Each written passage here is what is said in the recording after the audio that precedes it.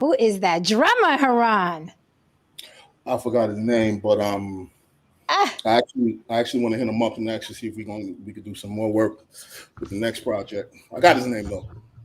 hit him up, hit him up. What's up? Hola, mi gente. I've been gone for a couple days. Okay, mama been taking care of some business. My lesson for the past few days is do not let anybody pull you into their misery. Okay, do not do that. Ever, okay? Not worth it. So, with that said, welcome to another episode of On the Block with Jen. I'm YouTubing your favorite devil's advocate and bad girl, Jen. You can reach me on all social media platforms, On the Block with Jen, TikTok, Facebook, Instagram, On the Block with Jen at Gmail. I'd rather you hit me there for business and not my DMs, por Dios. On the Block with Jen at Gmail for business. If you want to support the show and help mama keep the church lights on, hit me. Buy me a smoothie over at Cash App, also On the Block with Jen. I'm very easy to find, okay? That's if you want to be discreet. Sometimes you like sending me some chips and you don't like other people in your business. That's what Cash App is for. Unless you want people to know that you're sponsoring the show, by all means, leave me a note. And I will let the world know, okay, that you're saying it with your chest. If not, super chat me by all means, and we'll throw your comment up. Tonight's going to be interesting. What's up, Afi? I see you, brother. What's up, Jupiter's Gone Wild? Jupiter is already commenting on tonight's topic. I got pushback for you, Jupiter. I got pushback for you. With that said, welcome my panel. Lily is traveling, okay, for business. She will be back next week, but we're gonna hold it down for her. And I'll try to give you a couple of Lily stank faces, okay, while she's not here. I'll do my best, all right? Haran DeMarco, how are you, darling? How's everybody feeling? First of all, Good. music We producer, good. Haran DeMarco, coming at you. And you can catch me here as Haran.DeMarco on YouTube. And you can also catch me as Haran DeMarco under Apple Music and Spotify. And that was your music that was playing in the intro, yes? Yes, it was. All right, that's what I'm talking about. Are you No muted, saint. What's going on over there? Yes. Yeah. Hey, how you doing? Listen, I got internet issues, so when you see me freeze up, I'll be back. And I don't know what's going on with my internet, but you can catch me on YouTube at I'm No Saint. I'm Saint. I'm No Saint. I'm Saint. No Saint on YouTube, on Instagram, and on Threads. Please follow and subscribe, and catch me right here on the Block with Jen. Okay, Jen. Before you go any further, you jump into the show. I would like to say a few things. Uh-oh. All right. But okay, I'm listening. All ears. So it's come to my attention, and look. Bottom line, I'm not going to get too performative here and all that other bullshit. Look, all this stuff was a great experiment, letting you guys come up here and speak your piece, and you let it out, and you let it out in the chat, and so on and so forth. Here's the thing: a number of you have gotten way too comfortable with how far you're taking it. Way too fucking comfortable. And I'm here to tell you right now, two things are going to happen. You start talking that crazy shit in the chat, wild crazy shit in the chat, you're out of here. I'm getting you out of here. Period. There's no warnings. There's no nothing. You're going to be in the middle of typing, and the next thing you know, you find out you're not in the goddamn show anymore. Number two, you come up here, and you cause a problem. You cause an issue. You're getting the fuck up out of here. No one's going back and forth with you. We're not doing that. Behave yourself. Behave like a fucking human being. There's no problem. There's no problem with you actually having a difference of opinion, but you should be able to have calm, and there's nothing wrong with a passionate debate, but we know what the difference is. I say all this to say this: you're not you morons running around here. You look for spaces where you can spew your trauma, your hurt, whatever. Take that shit to your therapist, your baby mama's doorstep. Other YouTube channels, I really don't give a fuck. You're not coming up over here causing issues. You're not causing stress. You're not causing problems. You're not intimidating anybody over here. All right? You're not causing any of that nonsense. And instead of attacking her and attacking Jen and so on and so forth, feel free to attack me. All right? Climb up in my DMs with your hateful, nature and so on and so forth, or whatever what it is with your threats. But know one thing. She can call up the FBI and she can do all these things to you. I'm the guy with 20 years of fucking computer experience. I can find you. I can find you. Okay? I can find out how you feed your families. I can make your life really uncomfortable. So we're just going to leave it at that. I'm not going to take up too much time of it. At the end of it, leave my fucking family alone, man. Behave yourself. Act like a fucking human being. Or don't and leave. Period. All right, Jen, go ahead. Well, thank you for that, Haran. I guess the key words here are get the fuck up out of here. We're going to get you the fuck up out of here. All right. So with that said, I salute you, brother, and thank you for saying that. No Saint, anything before we jump in?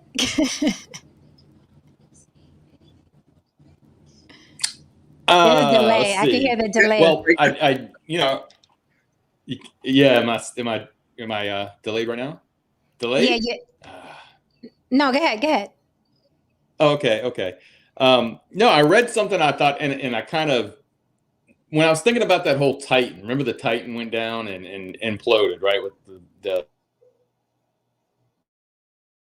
so I was, in my own mind, I was thinking they had to know, like they had to hear cracks, they had to hear something, it didn't just implode, right? I was thinking to myself, and I didn't want to think that they knew. I wanted to think it was instant. Well, evidently the motor went out and they dove about, I don't know, 4,000 or 5,000 meters before it imploded, and they said that it was nothing to control it. So everybody was on top of everybody basically as it flew down. Pretty scary stuff. But I was just I read that the other day, and I was like, oh man, I figured that though. I figured it wasn't something that could just be instant. It was a horror show. So just thought I'd throw that out there, and a nice little warm, heartwarming story. So I mean, but going, like, how much that thing weigh? Did it fly down? I would think it would float down. Correct me if I'm wrong. Like, I mean, how fast would it sink? Can't hear you, Haran. Depending person. on a number of things. Go ahead. A number of things that's happening in the moment. I don't really know how heavy it was. It looked pretty heavy, but it depends on a number of things. But pretty fast. We could just say, it's metal. After a while, it would have went down pretty fucking quick.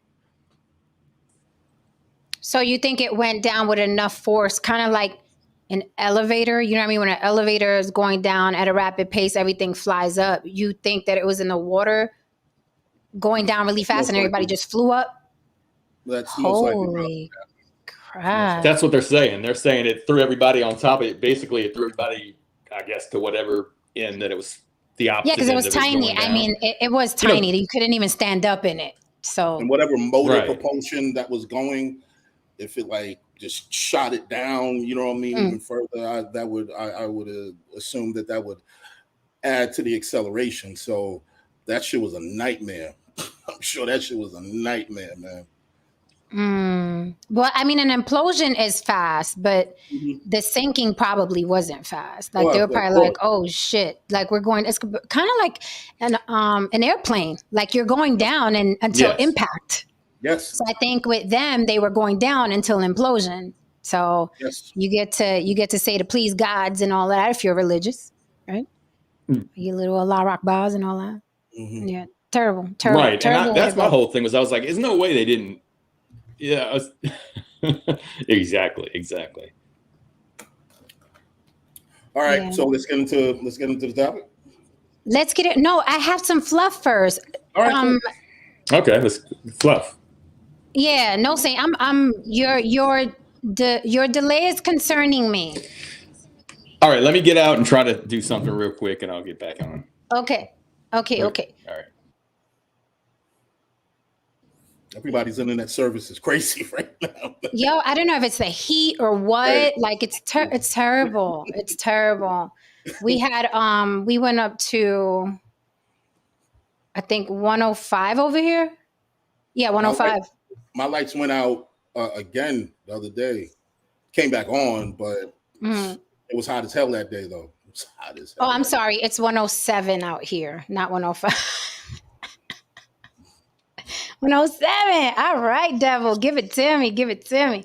And Um, I wanted to talk about this story.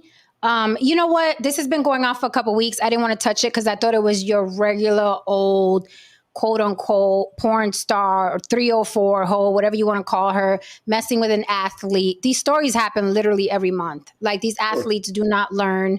And that's why I say, men talk very, very badly about the quote unquote hoe, porn stars or whatever. But I think that they are equally yoked with the majority of men mindset, right? Now, a bunch of men probably, you know what I mean? It's like, who thinks like that? Well, the majority of you do. That's why porn is $1 billion industry, right? Speaking of, that's actually what I said over on Access Vegas. Which I you was did a over great there. job on.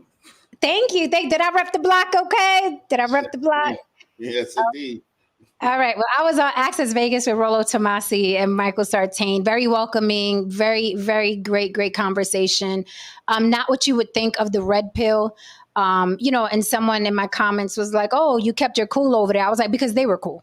Like Exactly. cool, right? So it's like I you know what I mean, I reciprocate energy. And I know some people are like, oh, I'm above that and I don't reciprocate energy. I reciprocate energy, I reciprocate a vibe. And they were just cool. Like they didn't come at me any kind of way. So why would I go at them any kind of way? And I keep telling people that when you see me going at somebody a certain kind of way, it's because they initiated. I'm usually quite cool, right?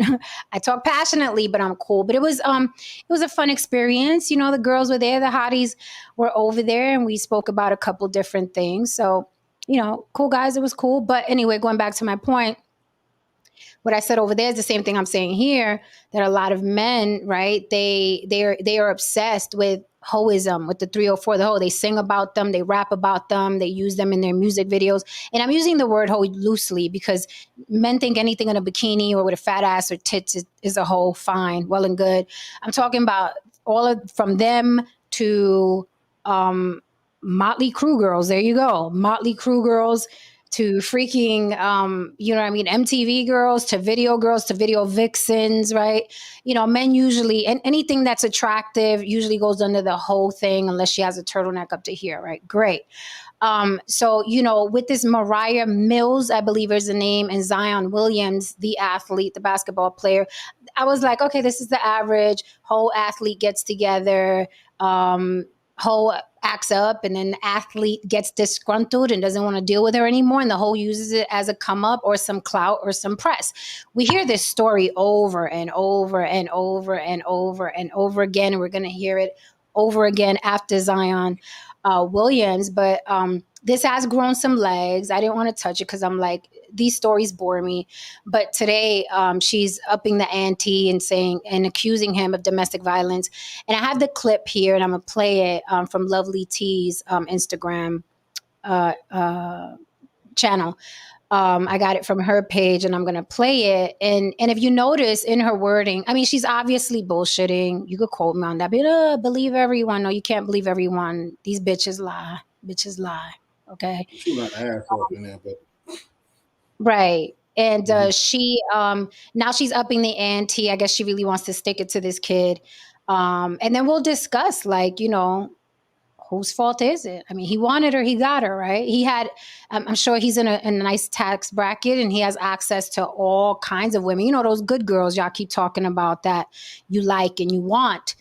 He actually had the means to get 10 good girls. He wanted the porn star. And so now here we are. So I'm going to play the clip. I don't know where No Saint is. He's probably standing on the roof right now, trying to get some Wi-Fi. with a metal fork or some shit. Right. I will say this though. A lot of brothers think that they know what a hoe is, but they don't.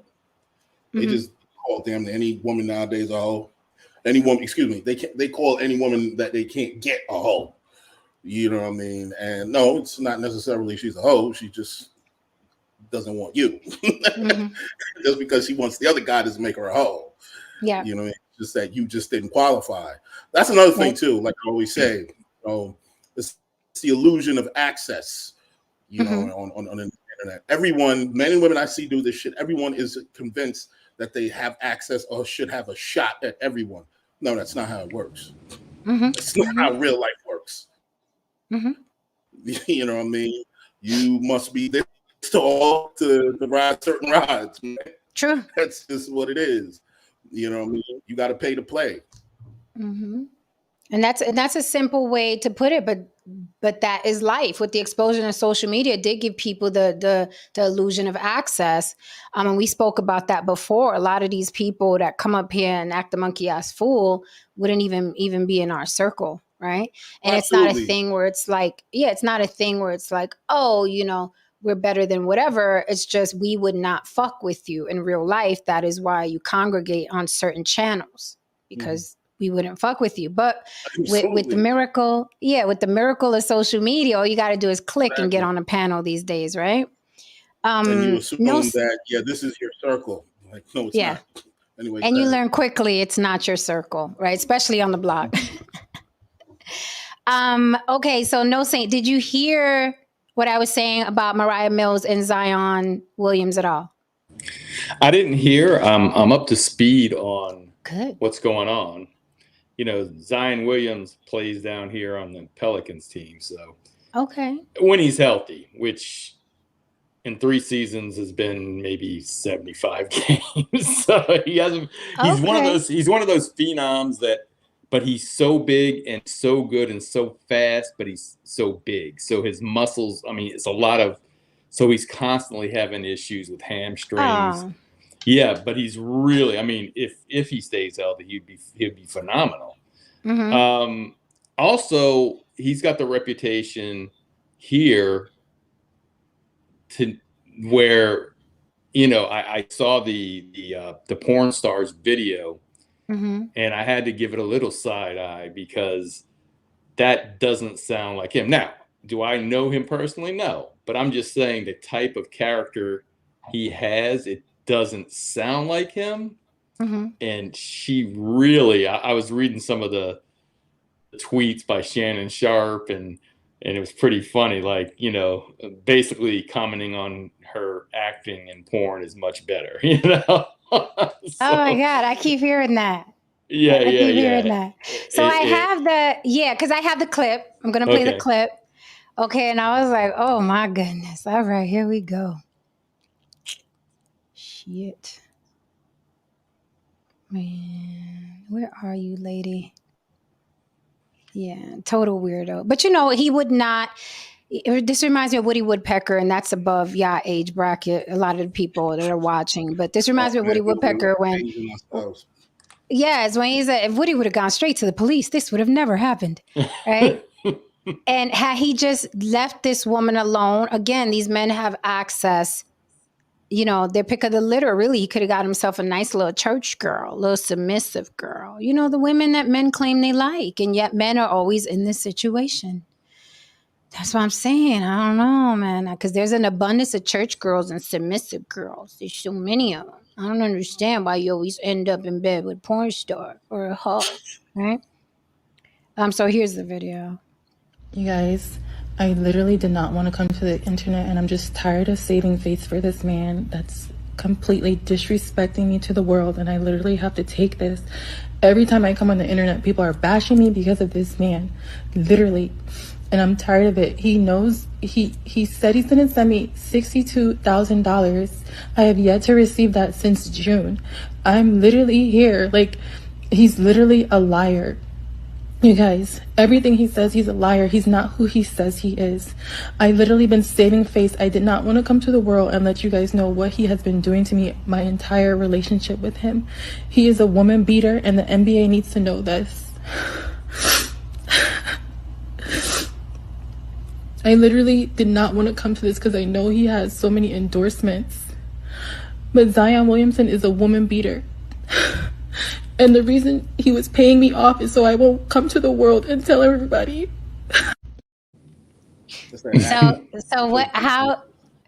How drunk do you think we would be if we took a shot every time? She said, literally. That was a lot of literallys. Okay. Haran, what say you? A lot of people don't take certain things into consideration. A lot of athletes aren't really that different from most incels.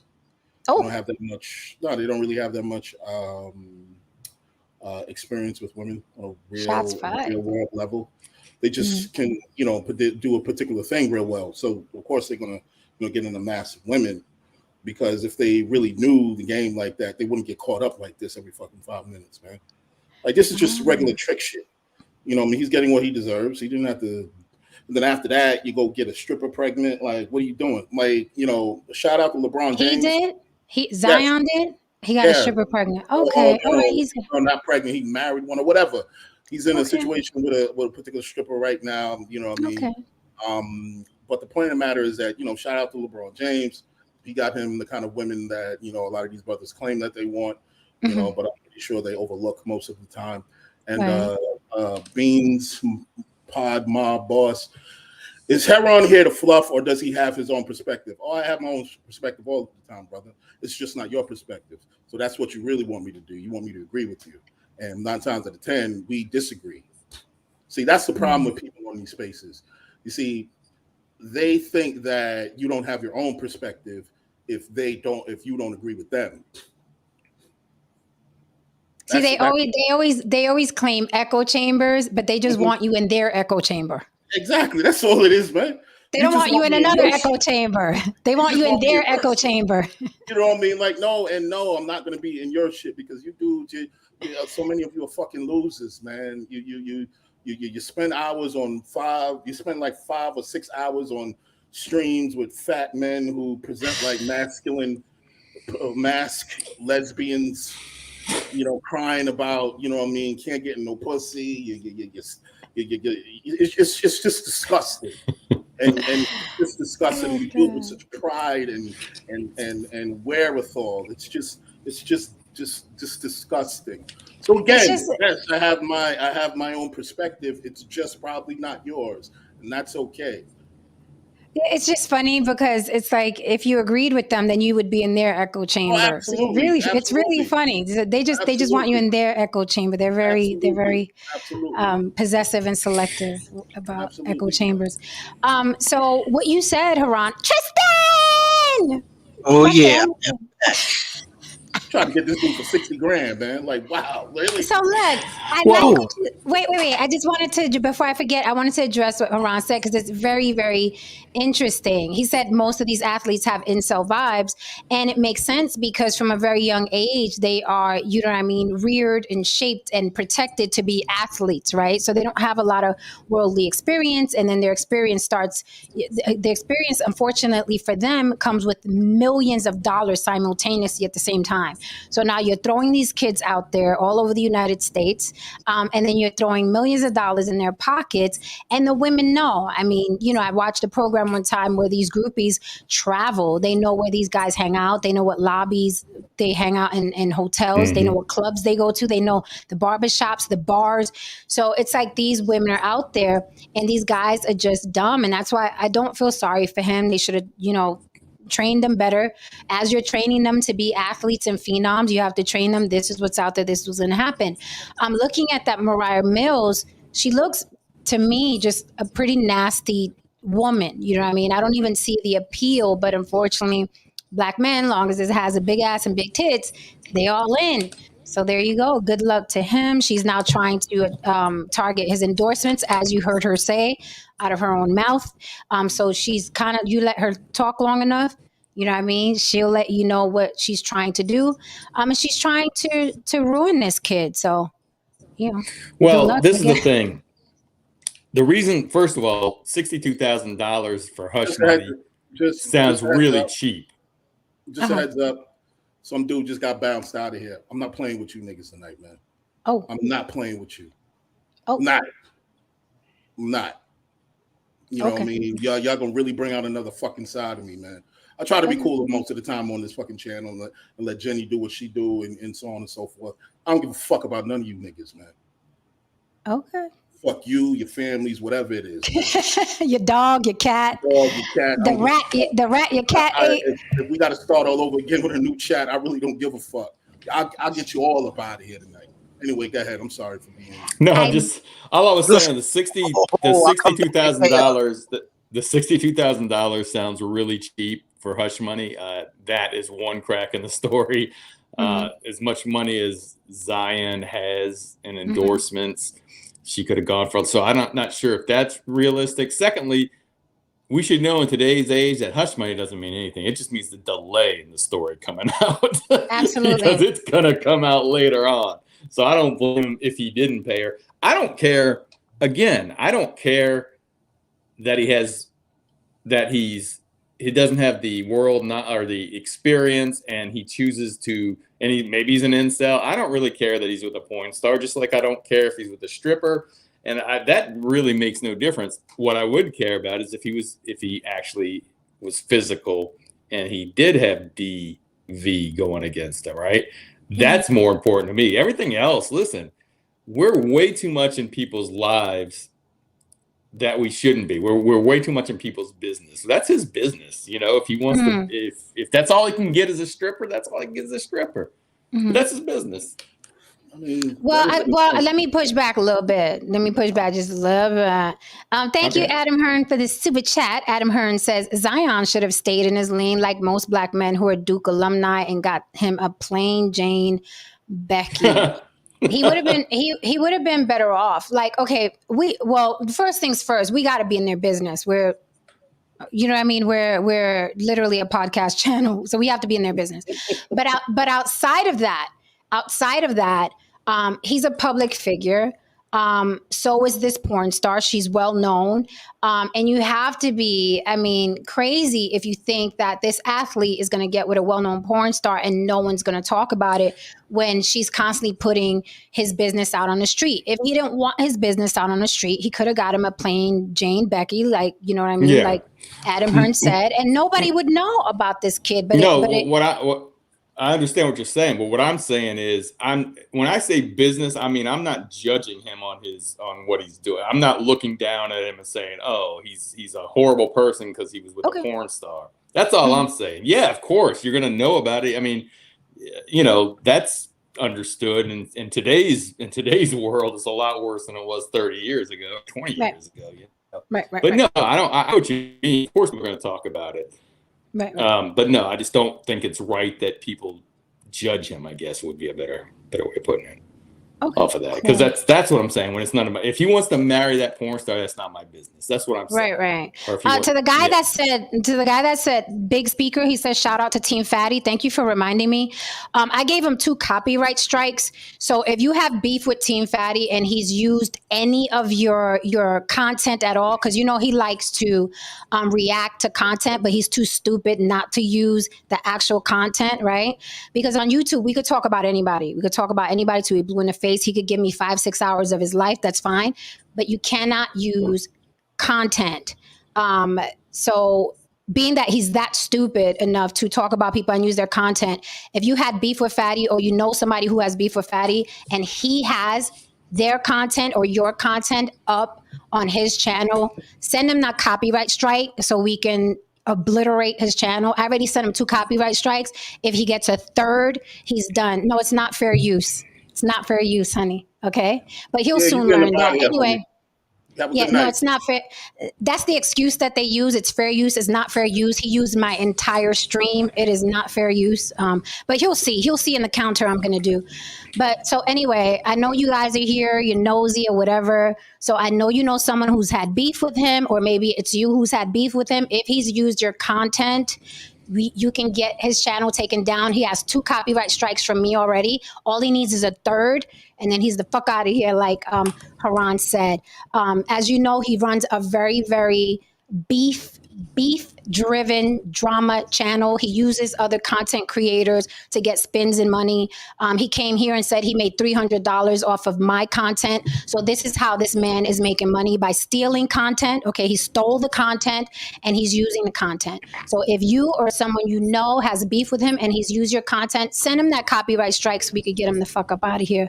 And he said himself, he doesn't care if his channel vanishes, because he'll go back to watching anime and beating off to, I guess, Grand Theft Auto hookers. I don't know what he's going to do when he's gone, but he said that he doesn't care if his channel is taken down. So since he don't care, I think we should, find out if he really doesn't care. Again, Team Fatty has 2 copyright strikes. He needs a 3rd. So if he's used your content or anything, or somebody, this is the time to do it. Let's get rid of that fool, okay? Because that type of shit should not be on YouTube. Another thing is, I was told through the grapevine that there's a code amongst these YouTubers when they beef back and forth that they're not supposed to strike each other. I don't beef. I stay here. I mind my business. Okay. People come to me. I don't go to anybody else's channel unless I'm invited and I know that they're decent enough to have a decent conversation. I don't go anywhere. So all the crabs that think they're going to come up to my channel, start beef, and then use the content, I will copyright strike you. And I will do it over and over again. I have no code with you. I don't know you people. You don't know me. It's like I told the Team Fatty, that fat fuck, I don't know him. Okay. He tried to make it look like we had a rapport. I don't know him. I don't play with these kids. Okay. The dude is pushing 40 and he's still acting like a complete buffoon, which is fine, but don't play with me. Okay. You guys got plenty of other podcasters to beef with. All right. Don't pull me into that because I'm going to treat you like the stranger that you are. So again, he has 2 copyright strikes. He needs a 3rd and his channel will be taken down. So let me know. And also you could contact me for information on theblock.with.jen@gmail.com and we can collab on it. All right. Real talk. So back to Zion. Tristan, you put my boyfriend up. Adam say he heard me on Star acting up. That's my boyfriend. What did Adam say? Oh yeah. He heard me on Star acting uppity, and I'm like, yeah, it happens. It happens. We bougetto, Adam. We bougetto, okay? Bougie and ghetto. Every now and we fancy. Every now and then we get fancy. We know how to act in certain places, okay, Adam? Right? That's all it is. That's all it is. So hopefully that message gets out there because that motherfucker, he definitely has to go. He's a virus to YouTube. He's still doing that, and he threatened me too, which is great. Okay. So I'll just leave it at that. So, we talked about the Zion Williams, and there was something else I wanted to address. I'm not sure. And let me remind you guys, no love lost or found. If you don't like my channel, just find another one. There are 50 million YouTube channels right now and growing. 50 million is a lot of places where y'all could be. Think about that. Can you even fathom? There are 50 other million places you could be outside of my channel. So if you don't like my channel and you don't like my content, just get gone. Like go find, there are 50 million YouTube channels. Go somewhere else. It is okay. All right. I hope it's okay for you as it is okay for me that you not be here. It's really not that hard. Like I don't watch people that I don't like. And shout out to the people that lurk and don't jump in the chat to cry about it. Like just lurk, like join the lurkers and just lurk. Cause there's a lot of people lurking right now who claim that, 50 million. There's a lot of, lurkers right now who claim they don't like me and are watching me right now. Just play your position and keep your trap shut. You know what I mean? The lurkers know how to watch now. They already know. Well, a lot of them are blocked, but they know how to watch now. They're like, let me just watch and not go in the chat because she's going to block me. That's how you watch. And if it's paining you, there are 50 million YouTube channels in existence. Go find you one that you like. Okay?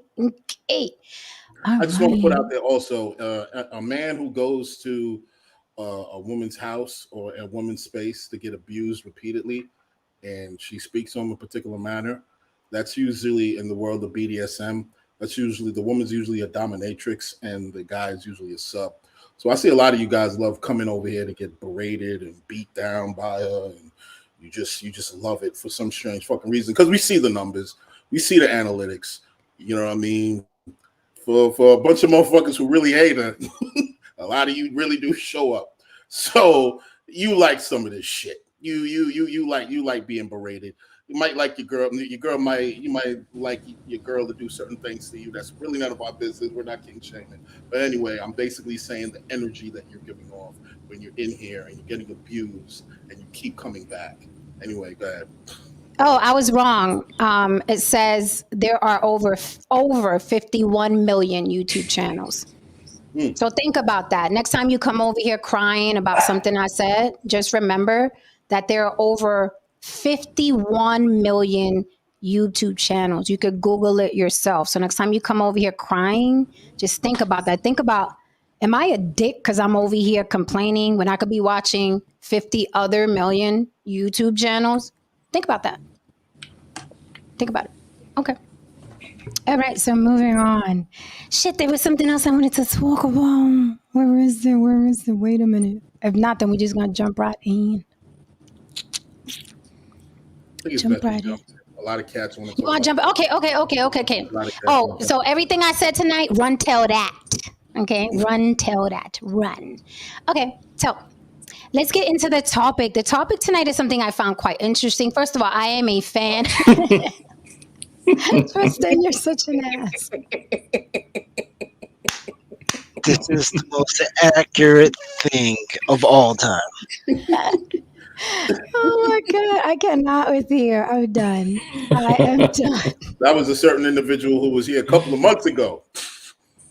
That was who he was. Oh my God. They get so attached to me. I'm telling you, I should have been a dominatrix. They get so attached. Okay, guys. I'll be your manager. Anyway, go ahead. For real. So this story is interesting to me. Watch the doggies in the back. So this story is interesting to me because first of all, let me start by saying I am a fan of Ice Cube. I am. Okay, I like me some Ice Cube. However, I'm starting to think that the rapper midlife crisis is not Corvettes. It's not Lamborghinis. It is whistleblowing, outing the gatekeepers. I think that's the rapper midlife crisis. I mean, like most guys just go get a Lambo, right? No, we have to go on a podcast tour to out the powers that be. The man behind the curtains with the puppet strings, right? Those people in charge, the gatekeepers. So for the past couple weeks, our dearest Ice Cube has gone on a podcast tour. He's talked to Bill Maher and other people, and he's basically talking about you know, the people in charge. I ain't got to say no names. He's playing that game, right? And my thing is, since I was a youngin', and people came to me with stories, who said it? Who said it? If you're not going to tell me who said it, then it wasn't said, and go find beef or gossip somewhere else. Who said it?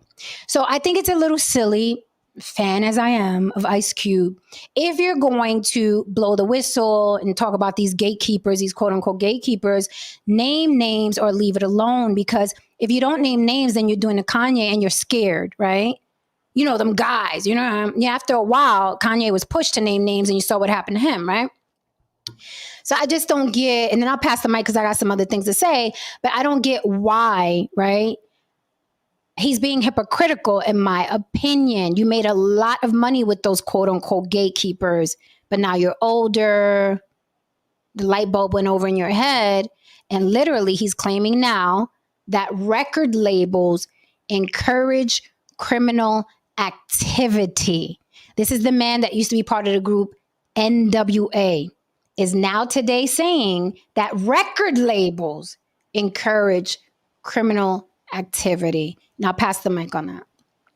He started it. What do you mean? NWA was the main reason why it springboarded to where we're at now. What he started it? Yeah. I mean, look, listen.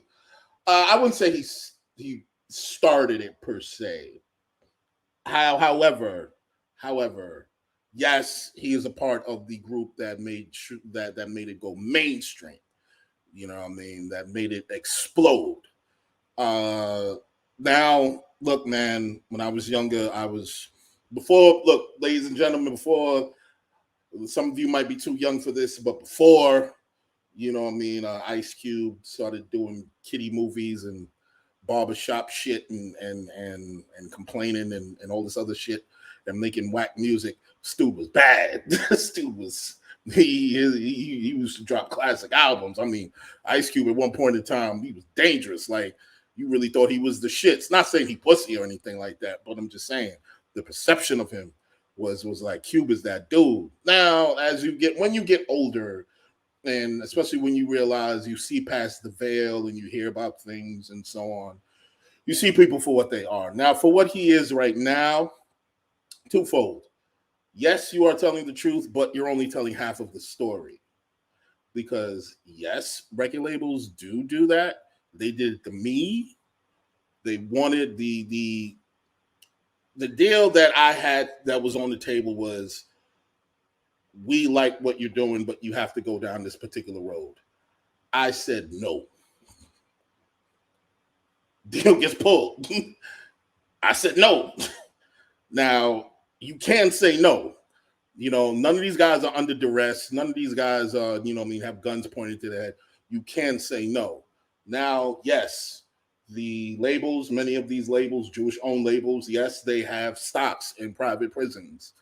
I know this. I did the research. Yes, a number of them do, push for violent content in the music for a number of reasons. Number one, it makes a shit ton of money, especially back then in the golden age of the 90s and 80s. People were literally printing money back then. And number two, yes, by glamorizing criminality, it does lend to the prison population. We understand that, but there's a component in here, Ice Cube, that you're not talking about. You're going full steam ahead with this, with this information after you done made your 20, 40, or $50 million. It's like the guys who after you done, there's guys in the weightlifting world, from the bodybuilding world, who rally against steroid use and blah blah blah, and talk about the industry after they won like a shitload of fucking trophies, after they fuck their bodies up, after no one gives a shit about them. Then they're rallying against the industry in order to appear relevant. So a lot of the times that I'm seeing right now, I'm seeing it with Cube. He's snitching and doing whatever to stay relevant. Fucking Yayo is on every goddamn fucking podcast telling, war stories to appear relevant. Keith Murray snitching on chicks he done ate out. All this other shit. I don't know, man. Maybe that's the thing now. Rappers go on podcasts to snitch. Because that music shit ain't really popping and selling. So I'll pass the mic on that for right now. Yeah. No, say check the private chat, and what do you have to say? Wait, I got a super chat. Super chat. Where's my Adam Hearn says, thank you for the super chat, darling. Adam Hearn says, Eazy-E was up in the White House. Coincidence. Well, I got more to say, but I want to pass the mic. What say you, No Saint? Yeah, another thing too. Say it again. What say you? What's your perspective? Oh, yeah. So, I actually watched the podcast a little bit, and I listened, and Bill Maher was pushing back a little bit. They didn't dig in too deep when he said who are the gatekeepers. I think Ice Cube's a little slicker than that. He's not going to blow up the internet by even if that's what he believes. But listen, when I listened to him, and he made, although he claims he wasn't even pressured to make those songs that he made, like, F the Police and everything like that. But I do give people a little bit of, I don't want to say grace, but when I think that this is 1988, 1990, and he's got a lot of life lived since then, and maybe his opinion changed on things. Like when you're like, Haran, I don't know when your contract was pushed in front of you, but maybe if you were like, and maybe it was when you were 18, but if you were like 18, 19, and you were broke, and people like, hey, I got this nice chunk of change, and, but we need you to do this kind of music. And I don't think it's a big surprise that people say do violence or do sex, because that's what sells it. That's what sells. movies are violence and sex for the most part. The ones that I like don't usually they win Oscars, but they're not usually the best one. The most popular movies, the ones that have the more substance, right? That's why I always rail against the Fast and the Furious. I don't get it. I don't get why people love it, but people love it. So yeah, so when I give people who are a little bit further down the road a chance to say, hey, I don't like what, this is what they're doing. And I don't think it's right now, because he's looking from a different perspective now. That's the way I see it. So with that said, go ahead, Haran. On my Vegatron, I think labels did push for it early 90s. We had groups like Arrested Development, and they were selling. Everyone was buying it, but it still disappeared overnight. Well, here's the thing. I understand what you're saying. Yeah, I was there, and I know what you mean. Arrested Development, that pretty much happened for a season. Then pretty much gangster rap really popped off. Like Dre and them, The Chronic, that wave of that LA sound really came in pushing through. And that really shook some things up. And Arrested Development, well, they were just out of here. And the problem with that also is that only it reached at a level where the white kids were into it. That's when the white kids were really into, that degree of hip hop. And it transformed into something completely different. So Arrested Development really didn't have a chance, man. And let's not forget, I think Snoop Dogg made a religious record that didn't sell anything. Right. Let's not forget when they quote unquote do the good music or the positive music, it's not too successful. Right. So here's my thing, No Saint. Then therein lies the hypocrisy. Then don't act like you don't know exactly what you're doing, and you're working in tandem with the labels to sell your shit, right? Because you like money, right? So, Ice Cube claiming American record labels encourage criminal activity. Sir, you got rich off of that. And I understand what you're saying, No Saint. It's like, oh, he got older. He got kids now. He's probably a grandpa. He's had a change of heart. Then you owe an apology to all the people, the parents, the black women and the black men who were out there freaking marching, steamrolling the CDs that were vile, that were talking about women like they were garbage, that were encouraging violence in the neighborhoods, right? Under the guise of, we're just talking about our experience. We're just talking about our experience. Now, Ice Cube, ironically, sounds exactly like those parents way back when. Okay, when they were trying to ban and stop his music. So he left scorched earth behind him. Okay, kids that got into trouble because they wanted to be like the gangsters. And Haran made such a poignant point, right? After these men got signed, yeah, they were G's and selling drugs and gangster, whatever, with the Jerry curl, right? Prior to that record deal. But after that record deal, Haran was right. They were treated like kings.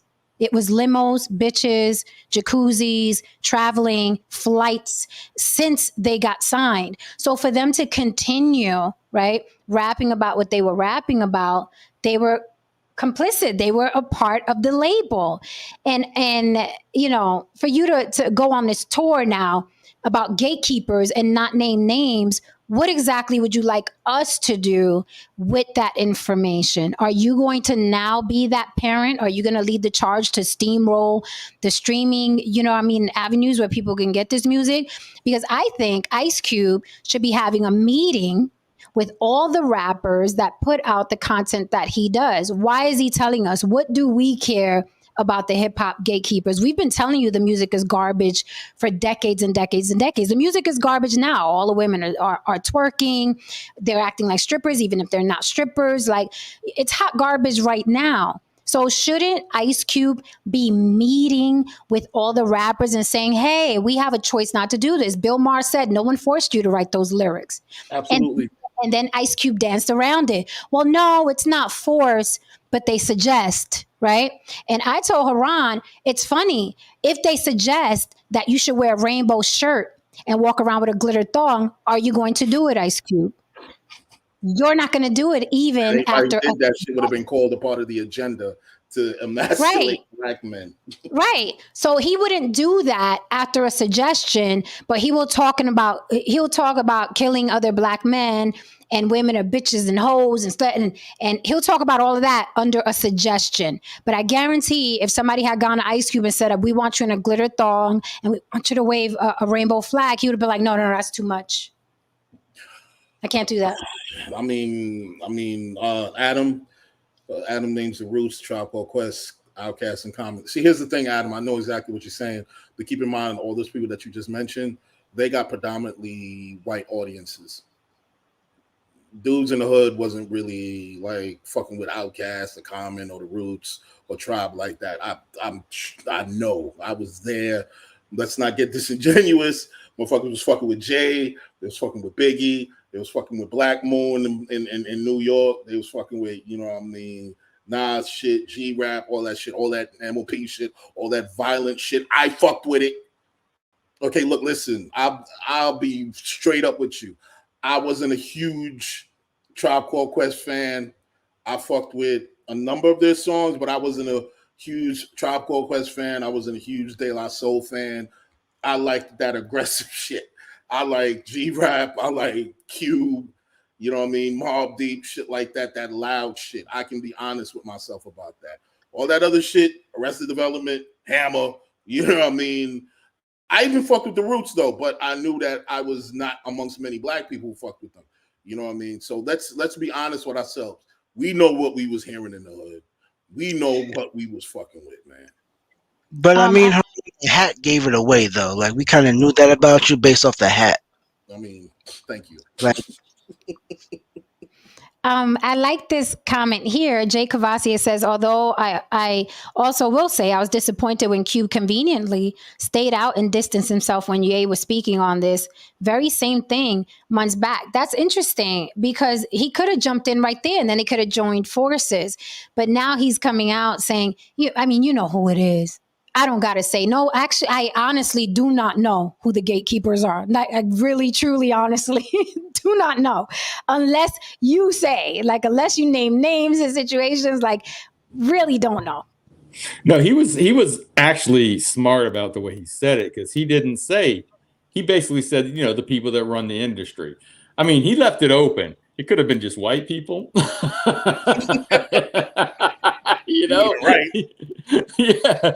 I mean, but yeah, I think he was smart to stay away from Ye's comments because Ye got in a lot more trouble for what he said. Well, so then, go ahead, Jay. No, go ahead.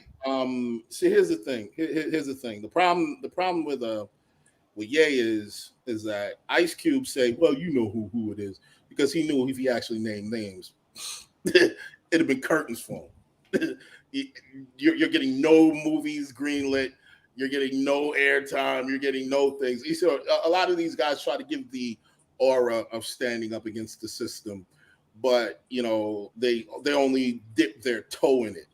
Mm-hmm. Kanye dipped his toe a little bit further, and they took his fucking head off. Imagine a motherfucker that actually Kanye had his foot in. Kanye at least put his foot in up to his ankle. He put his fucking foot in that shit.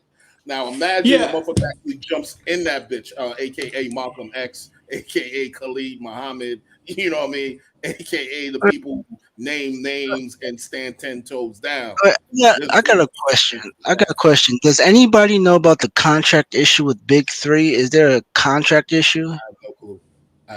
I heard about you saying is that I don't know the logistics of it. Because this is random. This is entirely random to me because it's like these black people start saying these crazy things for attention when there's some type of contractual issue going on. Mm-hmm. This is the same thing with Kanye, same thing with Kyrie Irving. I'm just saying 1 + 1 makes 2. I just think it's silly. If you're gonna die on the hill, then die on the hill. But to come out and say, well, you know who the gatekeepers are. No, we honestly do not, right? And also, I think it was Bill Maher on another podcast he was on who pushed back and was like, but the gatekeepers, have they stopped you from your? He was like, no, because we always find a way around the gatekeepers. So then, are there gatekeepers or are there not gatekeepers? Because if you could find your way around gatekeepers and the gatekeepers didn't stop you, which is it? Right? So it's annoying to me. It's like, are you going to die on this hill or not? And don't get me wrong, I don't want anyone to die on any hill and ruin their you know what I mean, their income or whatever, their chances to perform or whatever. I just think it's silly. Either you're going to go all the way or you're going to shut up and keep making your money. The gatekeepers made millions and millions and millions of dollars. Ice Cube was not independent. Okay. He wasn't Master P selling, CDs out the back of his trunk. He signed, right? He became wealthy. He didn't put those movies out by himself, right? Are we there yet? That had to go through a company. So, I'm really not, it goes back to what Dr. Umar was saying. When you look at Black people, does it look like they're oppressed and suppressed? When I look at Ice Cube, does it look like gatekeepers stopped him from anything?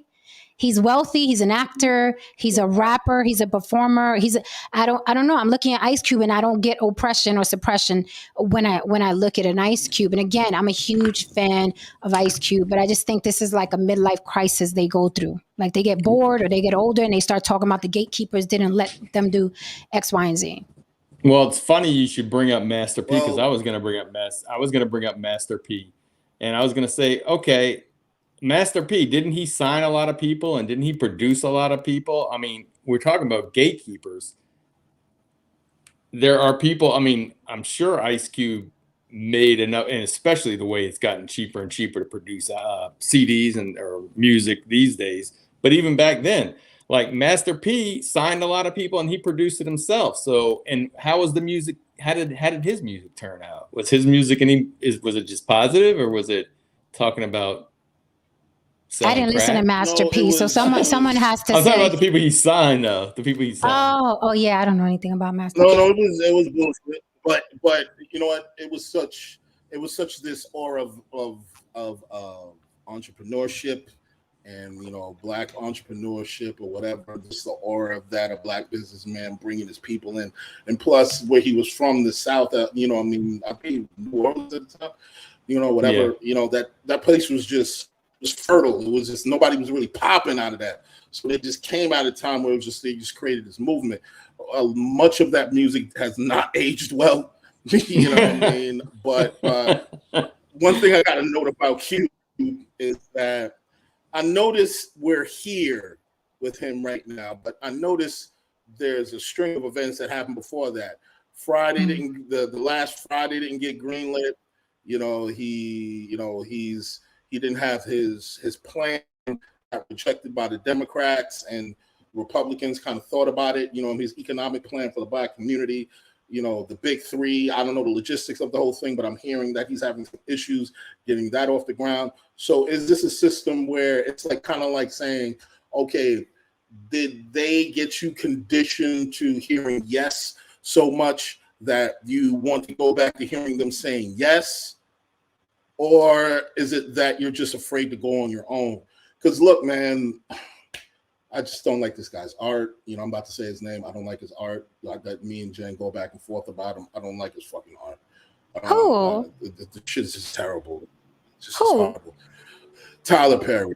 But I can't sit here and rag on anything else outside of that.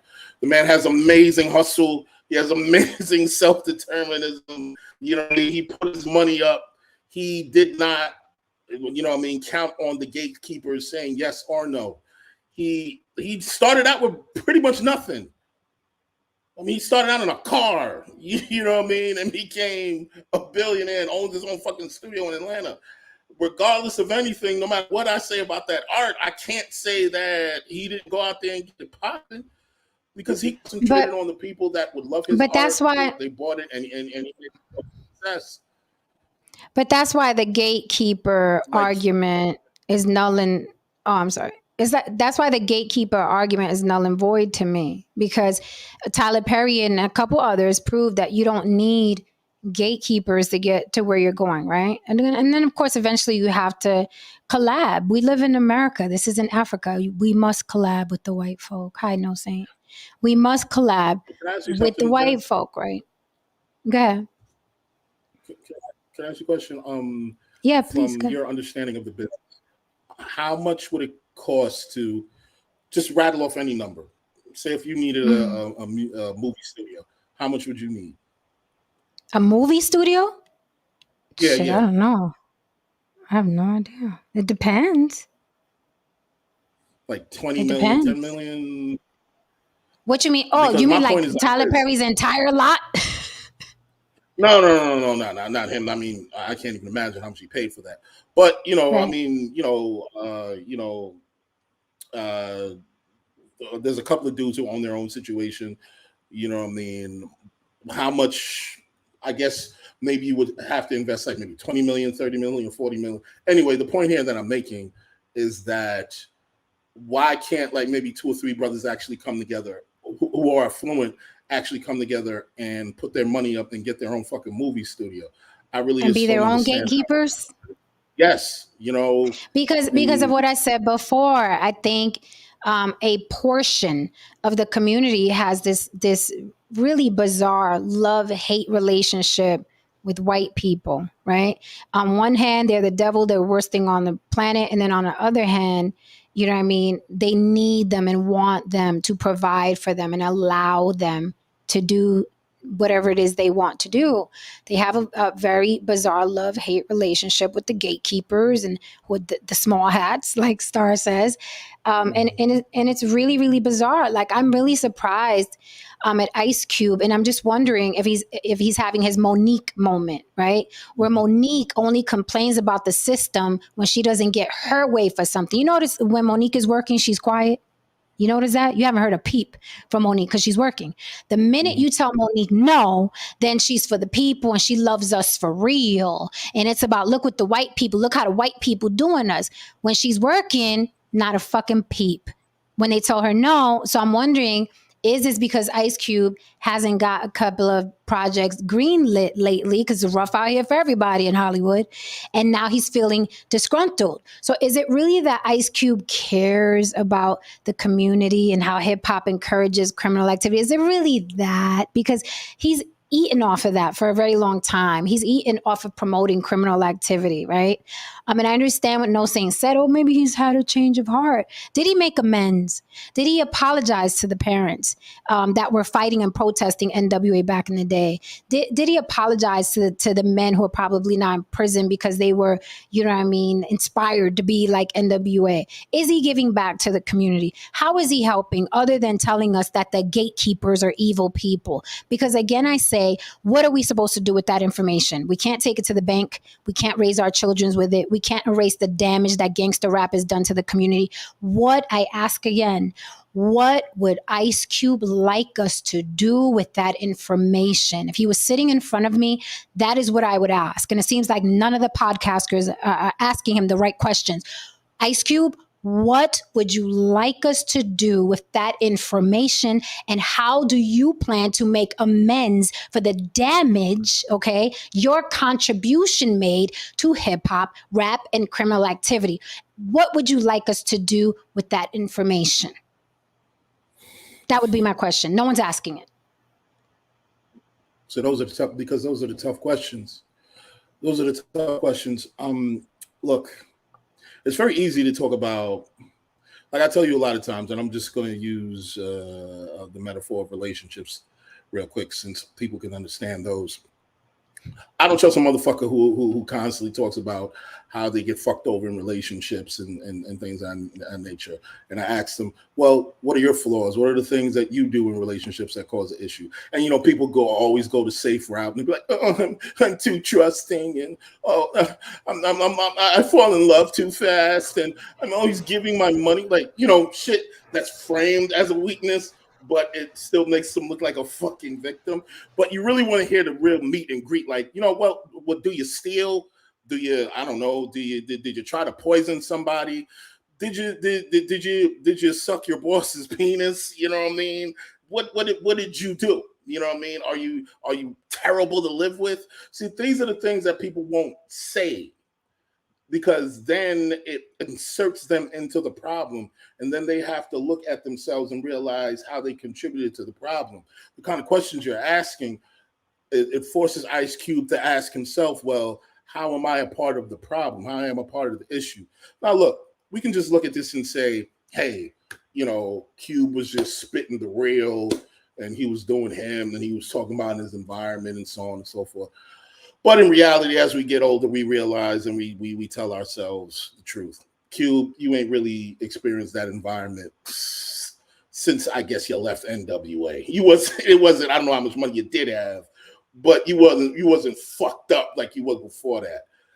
Point blank, at the end of the day, I'll land the plane here. In order to have real conversations about these situations, we need to ask ourselves, well, what are we accepting? What are we agreeing to that constantly, has us landing in these situations? I see a couple of questions in the chat of, well, what if they tried, if they banded together, use their resources and get a lot? What if the gatekeepers tried to bar them? Well, what if they didn't? Has this been tried? Can anyone say on record that a couple of black millionaires tried to put their money together and they were blocked from doing this? Tried to get a movie studio and they were blocked. If so, then why was Tyler Perry green lighted? By himself, coming from nothing.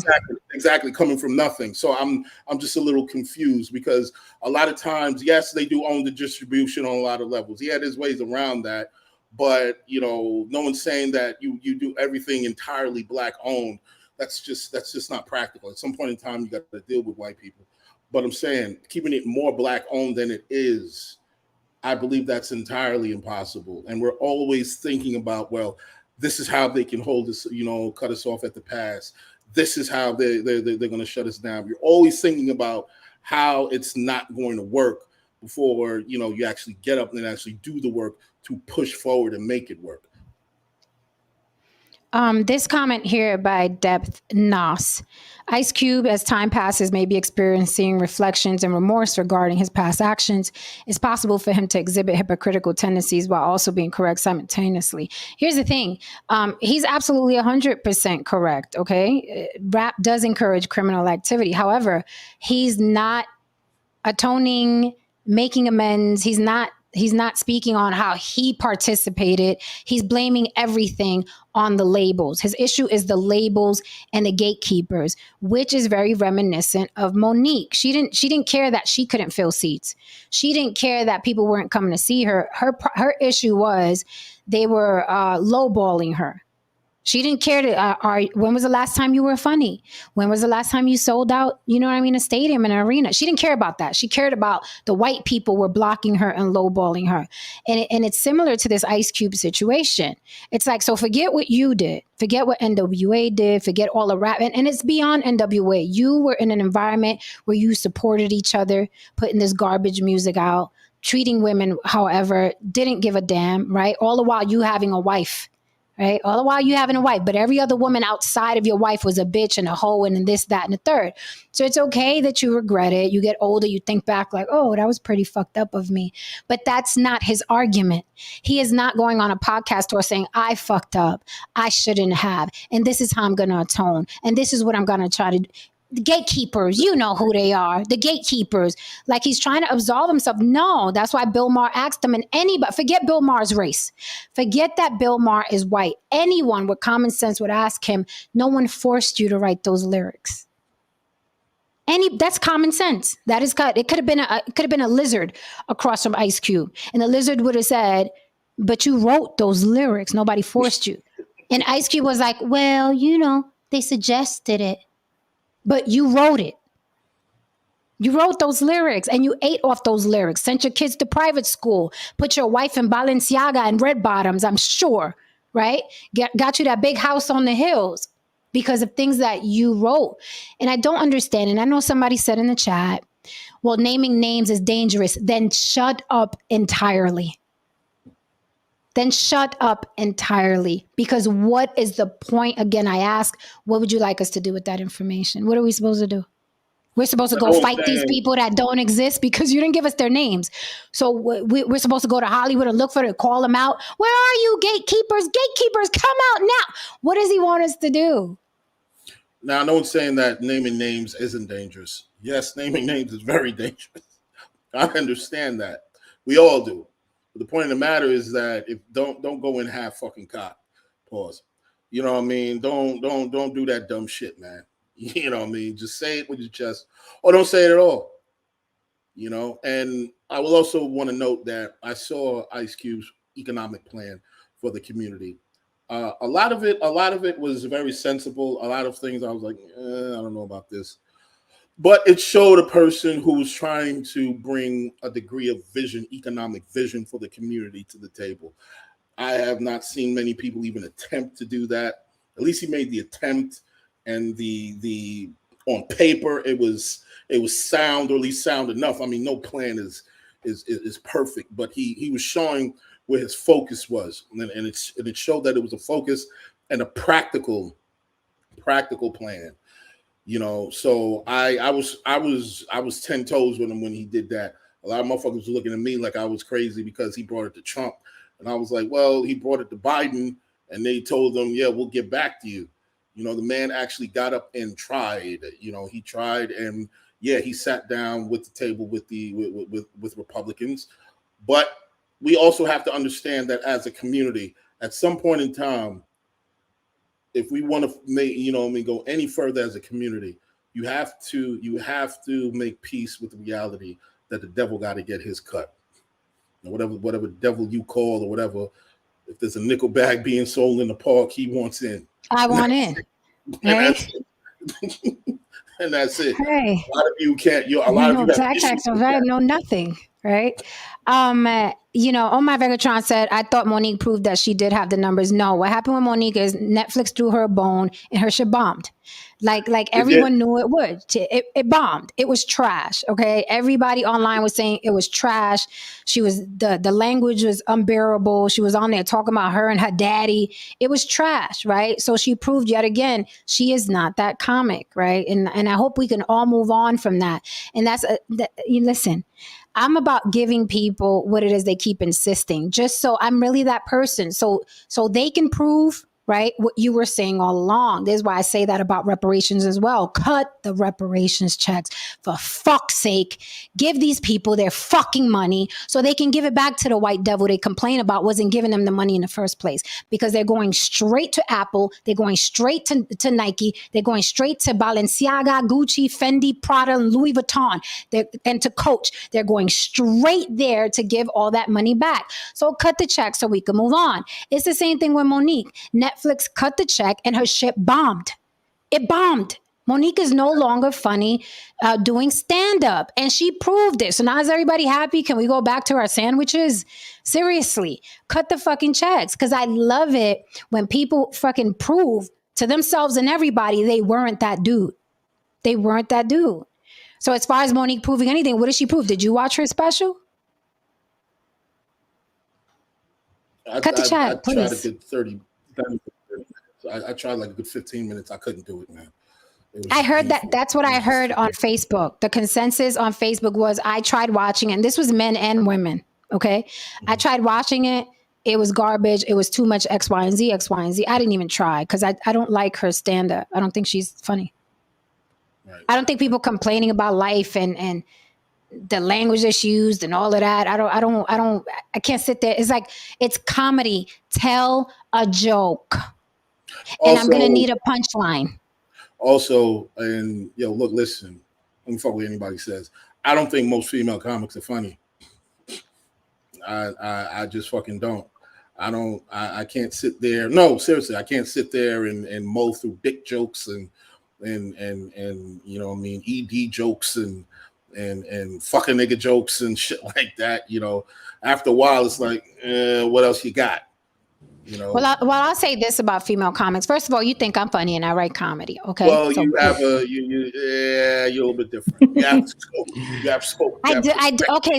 Okay, that's what I wanted to talk about. Unfortunately, when I was running around with all the comics out here in Vegas, pause, I was only dating one. But when I was running around in his, crew, I'd see a lot of women. So you're absolutely right. I don't disagree at all.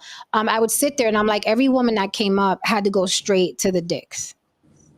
Straight beeline to it. And I think they feel that they have to overcompensate because they're in a male dominated, business. So they have to be as vulgar as the guys are. But I think it diminishes their comedy. Like they thought they were doing something good. I was like, no, it's kind of gross. Like, what else? What about your life? What about your kids? What about your husband? What about politics? What about day-to-day things? Like they have no scope. They go straight for the dicks. And then, you lose the comedy. I think that, this chick is pretty good, Wanda Sykes, but then she even dropped the ball that last special. I was yeah, she has some promise with certain things. Like it was like, okay, this seems like it could go somewhere, and then she just like, ugh.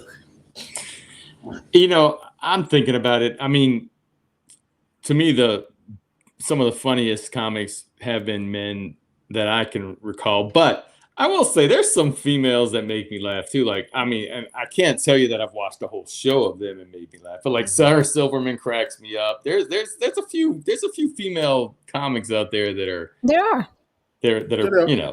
but they're far and but few in between. But are they on? But are they on Chappelle's level? I haven't seen one. No, I thought Ellen was funny. Funny. I saw one of her when specials and I thought she was funny. Yeah, I thought her stand-up was funny before she got rich, because when they get rich, they changed. All the comedians change when they get rich. Well, the one I saw, there's a reason behind that. Anyway, go ahead. No, the one I saw, the Ellen one, was probably after she came out. So this is probably like 2002, 2003. She had a special. I thought that was funny. I was in the alarm room overnight and I decided to watch it. It kept me up. Now there are some. They just don't get play as much as the guys do. Definitely not Tiffany Haddish. You know why comics? Do you know why comics suck after they get the money most of the time? Because art is a blue collar. Art on almost every level is a blue collar form of expression. Like a lot of music and a lot of everything, that the reason why it sucks right now is because the blue collar concept and the lifestyle and the worker has been villainized. A lot of the ideas, the hard work ethic and so on and so forth that comes from, the blue collar, ethos, it's just been thrown out the fucking window. So, there's no human connection anymore. All the Chappelles, the Eddie Murphys and so on and so forth, they were at their funniest when they weren't rich, because they were closer to the working man. They were closer to his perspective. They were closer to his ideas and his perceptions of life. When you're hobnobbing with men who can literally ruin millions of lives with a flick of a pen, your perspective gets fucking screwed. You know what I mean? You can't relate anymore to the little guy. You can't, you know what I mean? And whatever joke you're probably making Mark Zuckerberg laughs at, assuming that he laughs. So does that mean you're not looking forward to Ice Spice's album after Munch? No. You're not looking forward to that album? It may be a hip hop classic. No, I'm not doing that. I thought you was going to say something else, like I was going to lose my sense of humor, once we get rich. And I'm like, oh, no, I'm going to be funny with y'all. We going to be funny to each other. Yeah, of course. I'm just saying, she may drop a classic album. I'm just saying. She may. Thank you for the super chat. Don LeBon, the hobbyist, says, Ice Cube, if you don't give me what I want with the big 3 contracts, I'm going to name names. That's what he said. I'm sure he didn't. I doubt it. Don, he said that? I doubt he said that. Ice Cube ain't that gangster. He hasn't been that gangster since the Jerry curl. To paraphrase the great Paul Mooney, niggas ain't doing shit. Niggas ain't doing shit. Niggas will come on here. They're constantly getting poked in the forehead. What are you gonna do about it? Constantly. Don't worry, it's coming. It's coming. We're gonna get them white people. What are you gonna do about it? Exactly. You mentioned the zebra killings to them, and if you don't know what I'm talking about, Google that shit. Okay.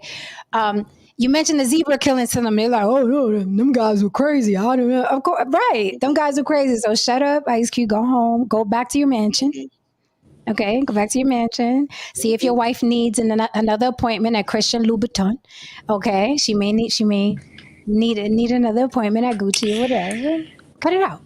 Well, this is why we keep on going over this, and this is why I say when you have a lot to lose, like the less you have to lose, the more outspoken you can be. The more you can take them chances. When you have a lot to lose, it's about self-preservation, or it's about keeping what I got. Well, I'm going to make sure to basically whistleblow motherfuckers like a motherfucker from a very undisclosed location. The moment I'm rich as hell and can just walk away from life in general, I'm going to be from a place that y'all can't track me, and I'm going to let the motherfucking chopper sing, and I'm going to blow the whistle on everybody. What I don't get is, okay, first of all, opinions on the Black Vagina are not necessarily the opinions of the host, okay? I ain't blowing shit. I'm getting my fucking money, and I'll watch from Hawaii, from my cabana in Hawaii. Fuck that shit. Listen, Kanye had billions, and here's why I don't believe in the whole whistleblowing thing, is because no one is going to come with you, right? It makes sense to whistleblow if you have 100 Black millionaires and billionaires, and y'all all gonna create these studios and your own record labels and your own sports teams, right? You got 100 Black men and women who are millionaires and billionaires, and it's gonna be 100 of us, and we're gonna snitch out everybody, and then after that, we're gonna build our own studios, our own Hollywood, our own. We're gonna have everything, right? We're gonna build our own shit. Then it makes sense. But for one little crazy ass Kanye to be like, the Jewish people, and Ice Cube talking about, who the gatekeepers are. No, motherfucker, we do not. I have no idea. And since you're not gonna tell me, let me change the fucking channel. Right? So it doesn't make sense to be the only person whistleblowing. That's never worked out in anything. Forget hip hop and rap. I mean, that one little cop that tries to tell on the police department, where does he end up? In the fucking Hudson River. That hasn't worked for anybody anywhere ever. Like ever. That's whistleblowing has never worked anywhere unless you have a crew. So we're gonna answer the door after I whistleblow, Jack.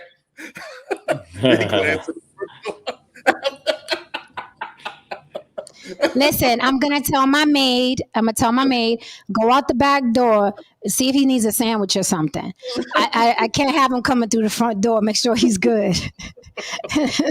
And I'm gonna go back to my masseuse, honey, okay? Because I'm gonna be busy. I told Ron not to do that shit. Give him some money and make sure he ate. Fuck, man. Well, at least you keep it on. Hey.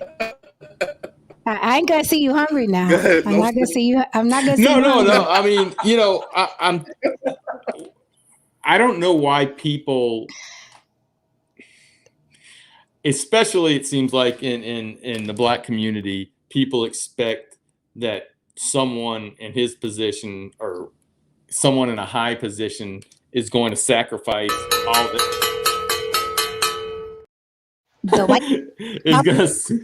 is going to sacrifice all they have. Like we talk about this, Jen. The reason why the NFL kept going was because, there's a few dudes that are going to kneel with Colin Kaepernick, but they're not going to give up the career. They're not going to give up their lifestyle and walk out on the NFL. It's not going to go that far. Why? Because they have a family, they have a life, they have, they're making good money. Absolutely. And like you say, sometimes they're comfortable. So you can't expect like people that have things to lose, especially, but still have a lot of people controlling how much they can make. You can't really expect them to do anything about it because after all, they're looking out for themselves. Absolutely. In the long run. Yeah. No thing. Yeah, and it may me personally, like that is the main reason why when it comes to certain decisions in my life, I do it in private because I just want to make sure I don't, number one, notify anybody, and number two, I just don't want to get anyone involved if there's some repercussions involved, man, because it's just like everybody isn't you. Everybody isn't obligated to go down the road that you want to go down. People got things, man. People got families. People got shit going on. You know what I mean? If you want to put yourself out there and like if I ever did that, I'll be like, look, man, I'm speaking on behalf of me. This is me. You know, they're saying such and such and so on and so forth. So if the guns are coming, if the guns is going to blaze out, just point them at me, man. And we just take it and we just leave it at that. So I feel what you're saying, though, Saint. Yeah. I mean, let's just look at, if you look at LeBron James, and he stands up for social justice in this country. He wouldn't stand up for the social justice in China. Because that's a lot of money to be lost when, you know, he can control what he can control, right? And I don't blame him. I don't necessarily blame him. I'm just saying, like, you know, he could because he's the number one player in the NBA, he's got a little bit of you know what I'm saying? Still, I just think if he speaks out against China. I don't know what he said. Now how Q didn't say it. Thank you for the super chat. Don LeBon, the hobbyist, says, nah, Cube didn't say it, but I bet he was thinking it quietly. I bet he was thinking it quietly too. I just can't believe he went out like that. When they asked us who the gatekeepers, he was like, you know who they are. I ain't got to say nothing. Adam Hearn said, Heron, tell us all about those Hollywood parties who had the apples in their mouths. Well, sir, I haven't made the millions yet, so I'll swing the block.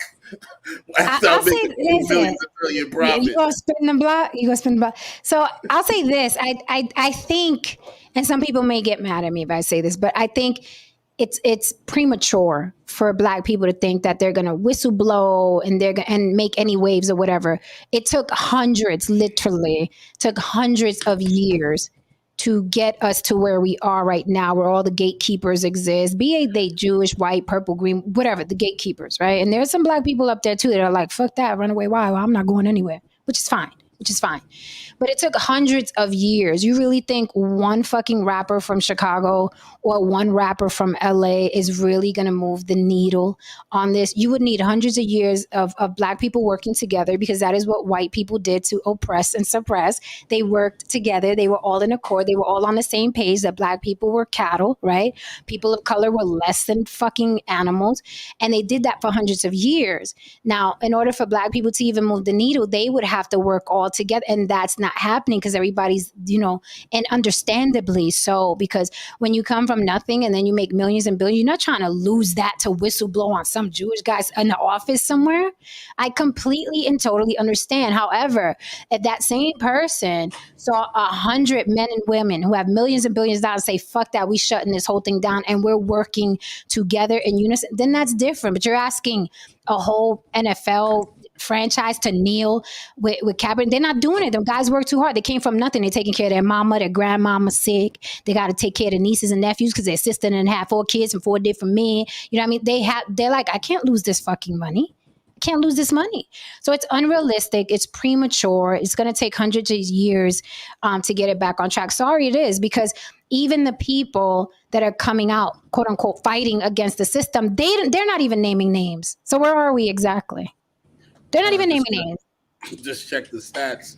According to the internet's, Ice Cube is worth $160 million. God damn. You ain't good. You ain't sacrificing that Cube. You'd be a moron. You'd be a fucking moron if you did that, man.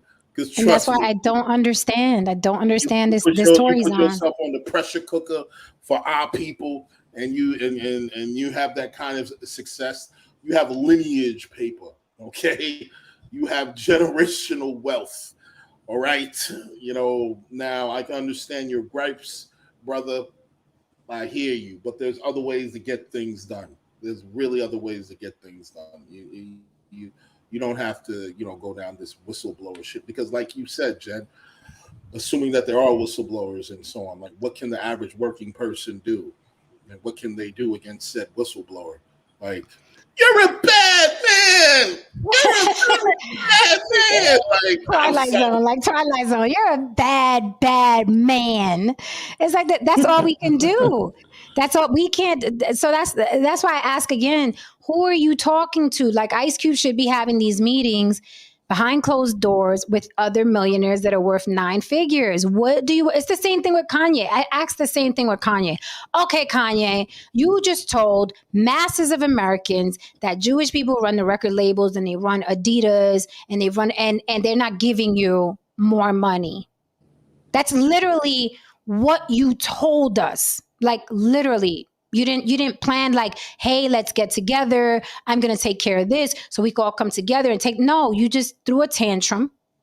You threw an employee tantrum. And then you told all of us. And again, I asked, what were we supposed to do with that information? We're not even in that business. The majority of the people are not in show business. Okay. Yeah. So what did he want people to do?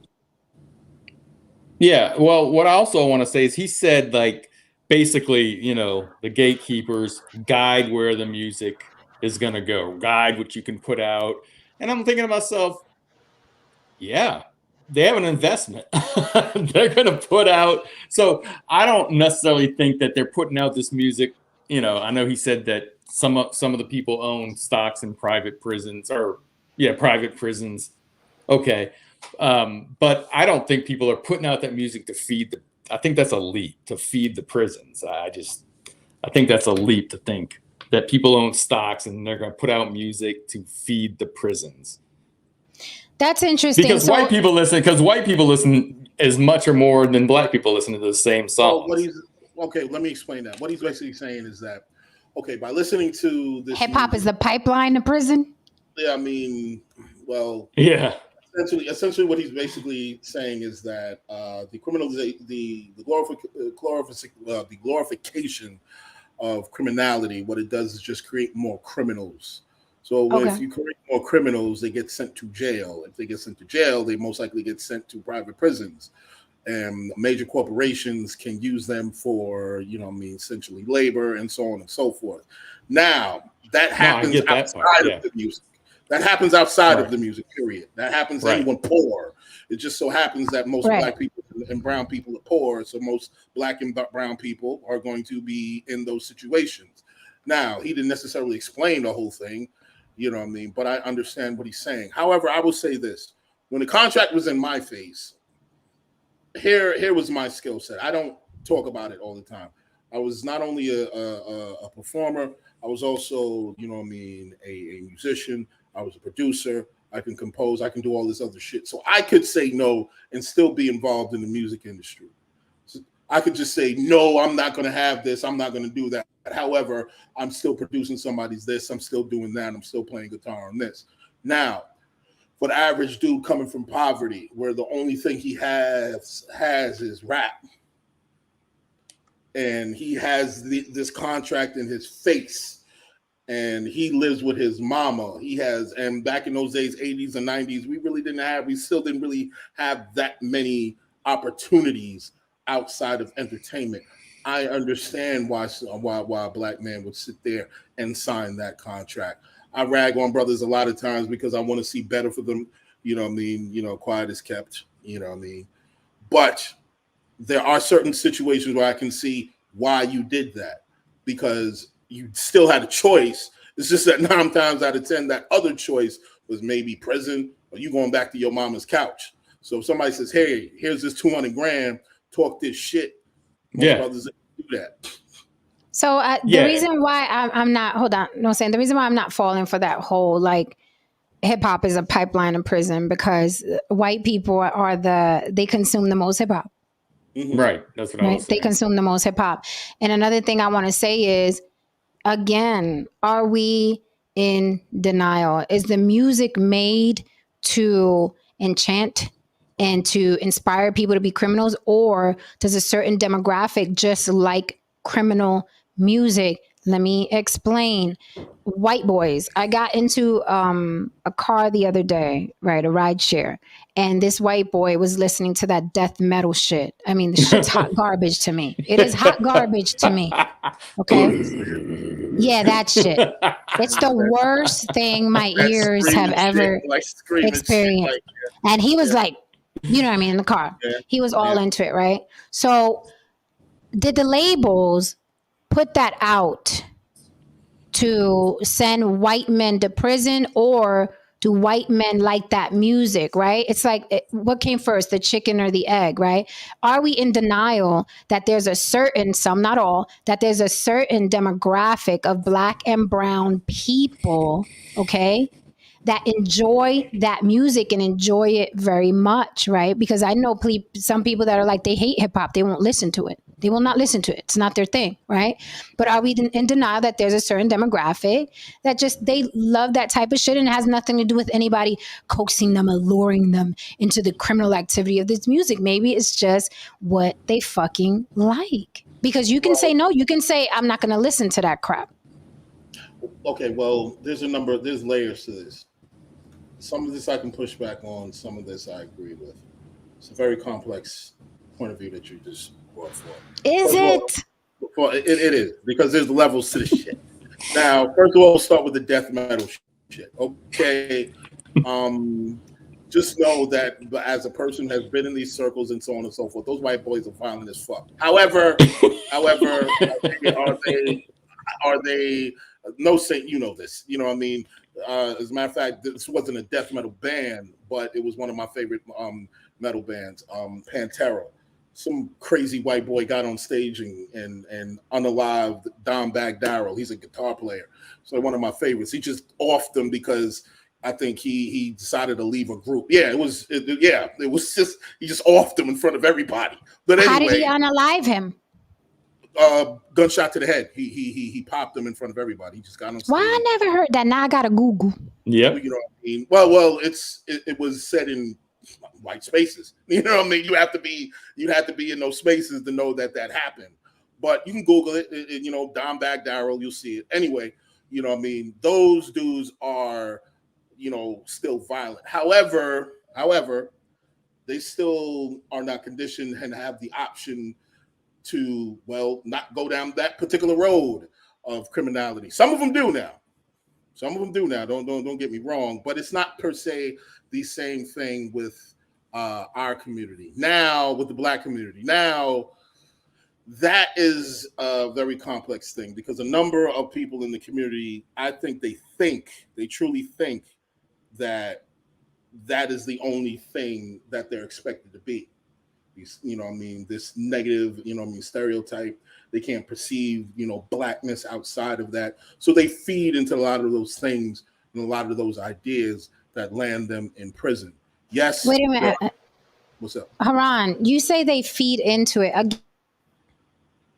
Again, I say I have to ask. I keep hearing black people spoken about, and Latins go through this too, but I keep hearing them spoken about like they are fucking infants, like in the infantilization of black people, right? So it's like, what do you mean that they keep feeding them? That you do as an adult, you do what the fuck you want to do. But I keep hearing black people spoken about like they are children that you could just lead them to anything. What do you mean feeding them? Either you hear the music, like, are we in denial that there is a certain underbelly in all the communities of color that just enjoy being fucktards? Have you seen the fights in Carnival Cruises? If you have not seen the fights in Carnival Cruises, I want you guys to Google the fights in Carnival Cruises that have been happening to the point where now podcasters are covering the story. There was like this CNN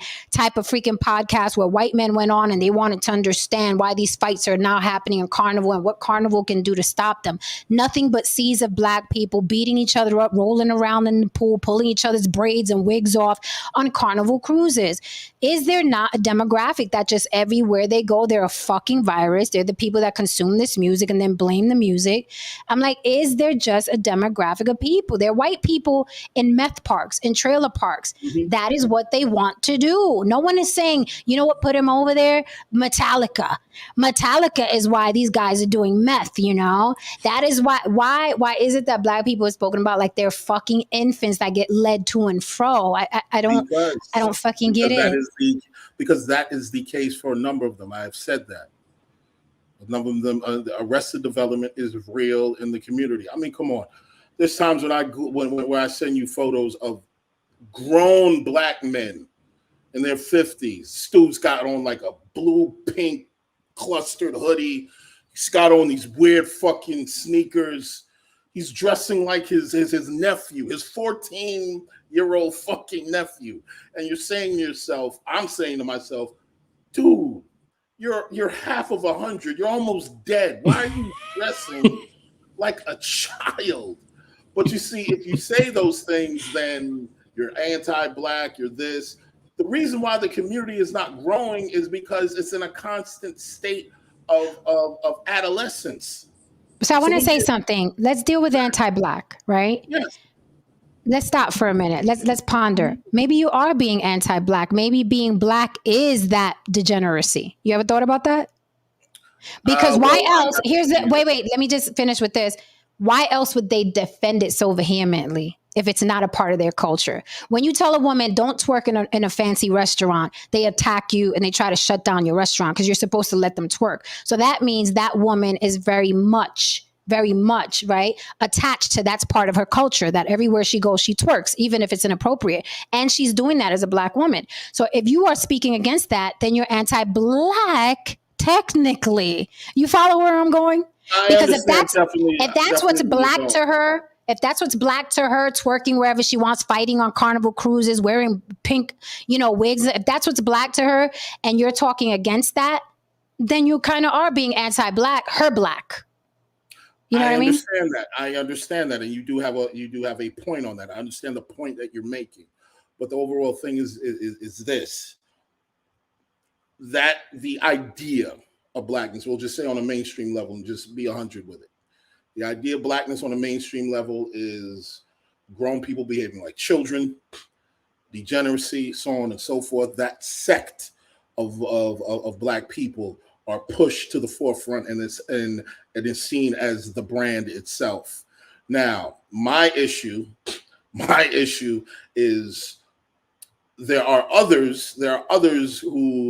black people who are considered, who are the antithesis of that, but they're dubbed alternative, other black, that new black, blah, blah, blah, whatever. I'm serious. All these other things that have absolutely nothing to do with that, because they try to make it, they try to make it this exotic, weird form of blackness that isn't conservative. And this idea that you have, and you're perpetuating the ideas and the movements of children, what's going to happen is that you're going to make decisions like a child that end up with you being in trouble with the law, with having multiple children, with making bad decisions in life, because you are moving through life like a child. Do you understand what I'm saying? I absolutely understand. So what do you think? Going back to Ice Cube, right? In his mind, and I'm not in his mind, let's just speculate. In his mind, best case scenario, we're all on board. We're like, yeah, Ice Cube, there are gatekeepers. Yeah, we believe. What do we do next?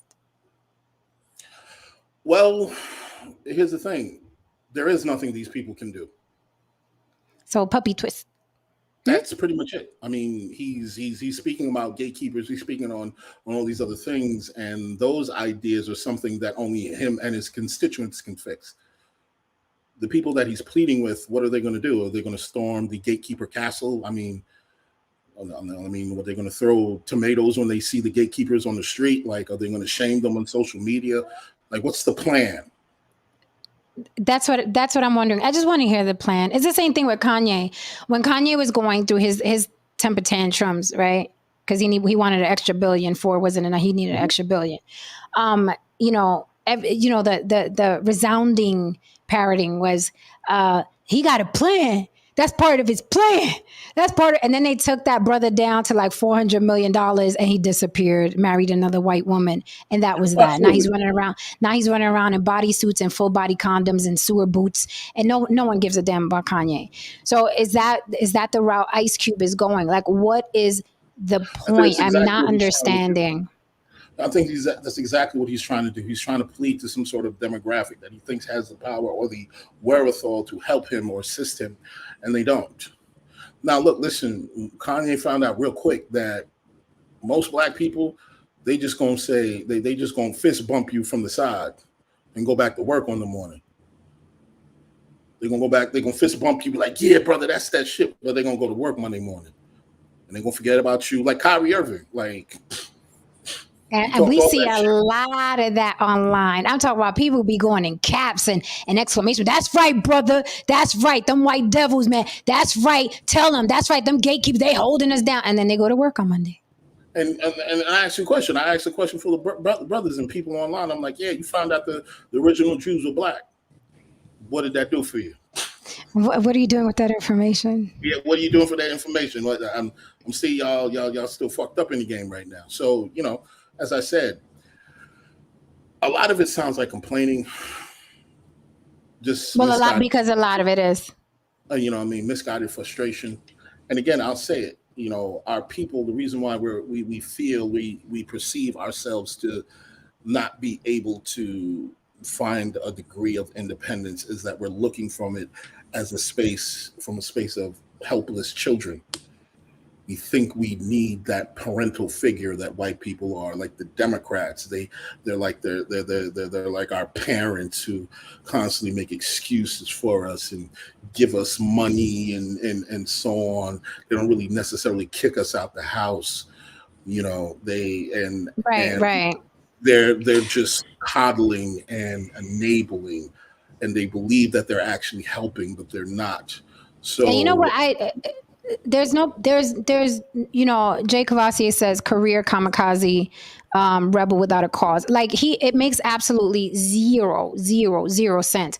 I understand if he would have came out and been like, look, because there are gatekeepers, I'm trying to put a film out, it's not being greenlit, I'm gonna need y'all to go opening week to watch this, to support. Because I still say the best thing you could do for poor people is not be one of them, right? Because then you're in a position to inspire and help and what have you. He could have easily came out, went on that same podcast tour he's going on right now. He could put a film out with his money or an album out with his money because he can afford it, okay? If he stops buying his wife and his kids name brand clothes for a month or two, he can afford to put a film out, okay? We have Mark Harris up here talking about his first film was $500.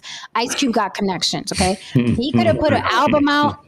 He could have put a movie out and said, all people of color watching me right now, I'm putting a movie out, okay, in the theaters. I want everybody to go opening weekend. It is important for X, Y, and Z. This is the plan. That would have made more sense than, you know who them gatekeepers are. Are you talking to me? Well, yeah. The problem with that is that would mean that he would have to risk something of his own. Risk. And most people aren't going to take that risk with their own. It's like Donald Trump raising all this money. He's raising other people's money because he doesn't have to spend his own. He's got millions and millions of dollars. But I want to go ahead and fundraise on this because I want to blow your money. Right, so but no, Saint, he could make a film with a couple thousand, literally with a couple $1,000s. He has connections. He has a network. He has millionaire and billionaire friends. So I would recommend it come out of his pocket because he has $160 million. How much is he going to die with, right? But he could raise funds because of who he is. He could do concerts. People love Ice Cube. I still love his music. So I'm like, so you're not even a dime? Nothing. Here's the thing. Here's the thing. And correct me if I'm wrong.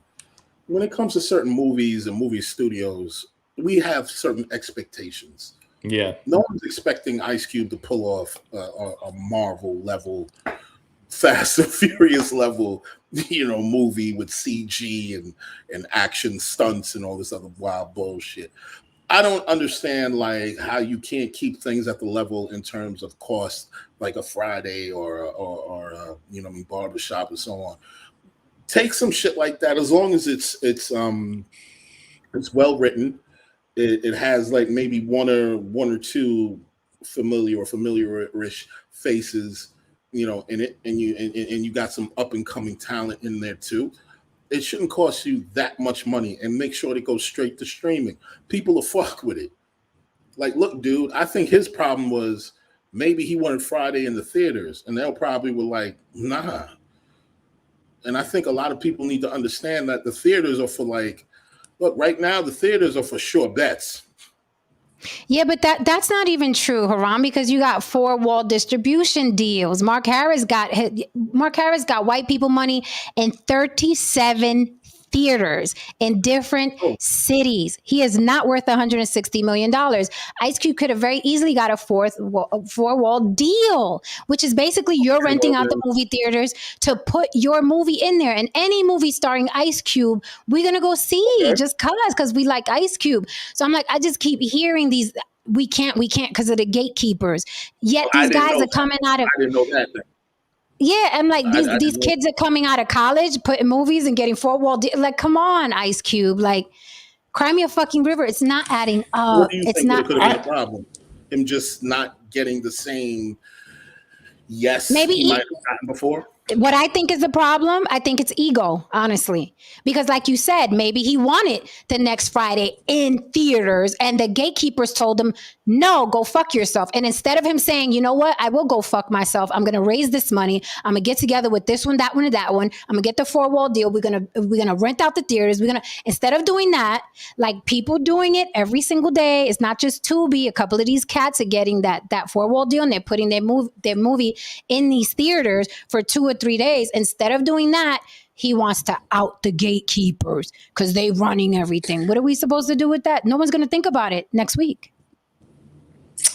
I want to throw something in here just because when we're talking about the music and the lyrics and, promoting violence, and we know, as Jen, you said, like white people consume it because the population of white people is much larger at a much larger rate, right? But they're not committing these crimes. And there's a lot of variables that go into that. But I wonder, it just hit me. And I'm like, I wonder if this has anything to do with the lack of maybe an identity. Like that makes them feel, that gives them an identity. It gives them power. Because it reminds me, remember the Office Space and you had that guy driving, the white guy driving, he's listening to rap, he's talking like he's all bad, and all of a sudden some black people driving the side of him, he like hits the lock. He hits the lock on the door. But I'm saying, when you sing these lyrics, negative lyrics, it makes you feel certain, makes you feel powerful. And I'm just curious. I know we're not going to get an answer on this show, but I'm curious if what your opinion, Haran, on that, something like that. Does it have anything to do with, listen, I'm in a situation, I don't have a lot of power. This song makes me feel powerful. I'm going to take it a step further. I'm going to carry a gun. I'm going to do that. And then maybe it gets them into trouble.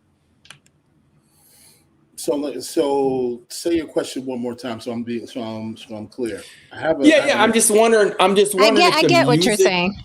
Yeah. If because a lot of black people that are coming out of the inner city that don't have a lot of money and they don't have a lot of power, this music can make them feel powerful, and maybe they latch on that as an identity they want because it makes them feel a certain way. They latch on to that identity, and maybe that's why, it influences them. I guess the music is absolutely. And that's not even a black people thing. It's a human thing. Human beings are always going to seek power in some sort of way. That's just human nature. Men, we're physiologically bigger and stronger, than most people on the planet, unless it's another man. We usually take things through brute force, most of the time through might. Women, they're smaller, their bones are weaker most of the time. They'll either use weapons or they'll go through some sort of mental manipulation. Kids, they'll turn two parents against each other, to get what the fuck they want. Everybody's gonna find power somewhere. So yes, if you're growing up in an impoverished world, everybody doesn't have shit. What's the best way to be that dude? What's the best way to seem like you have power? Well, you get the kicks that everybody doesn't have. You get a fucking jacket that everyone doesn't have. You look like you got fucking money. You overcompensate for your feelings of your insecure feelings by being hyper masculine or being super fucking violent because you're feeling that you're being victimized every time. So yes, there is some truth to what you're asking. So I could have answered that too. Why you ain't asked me no thing? I could have answered that. What happened? That's true.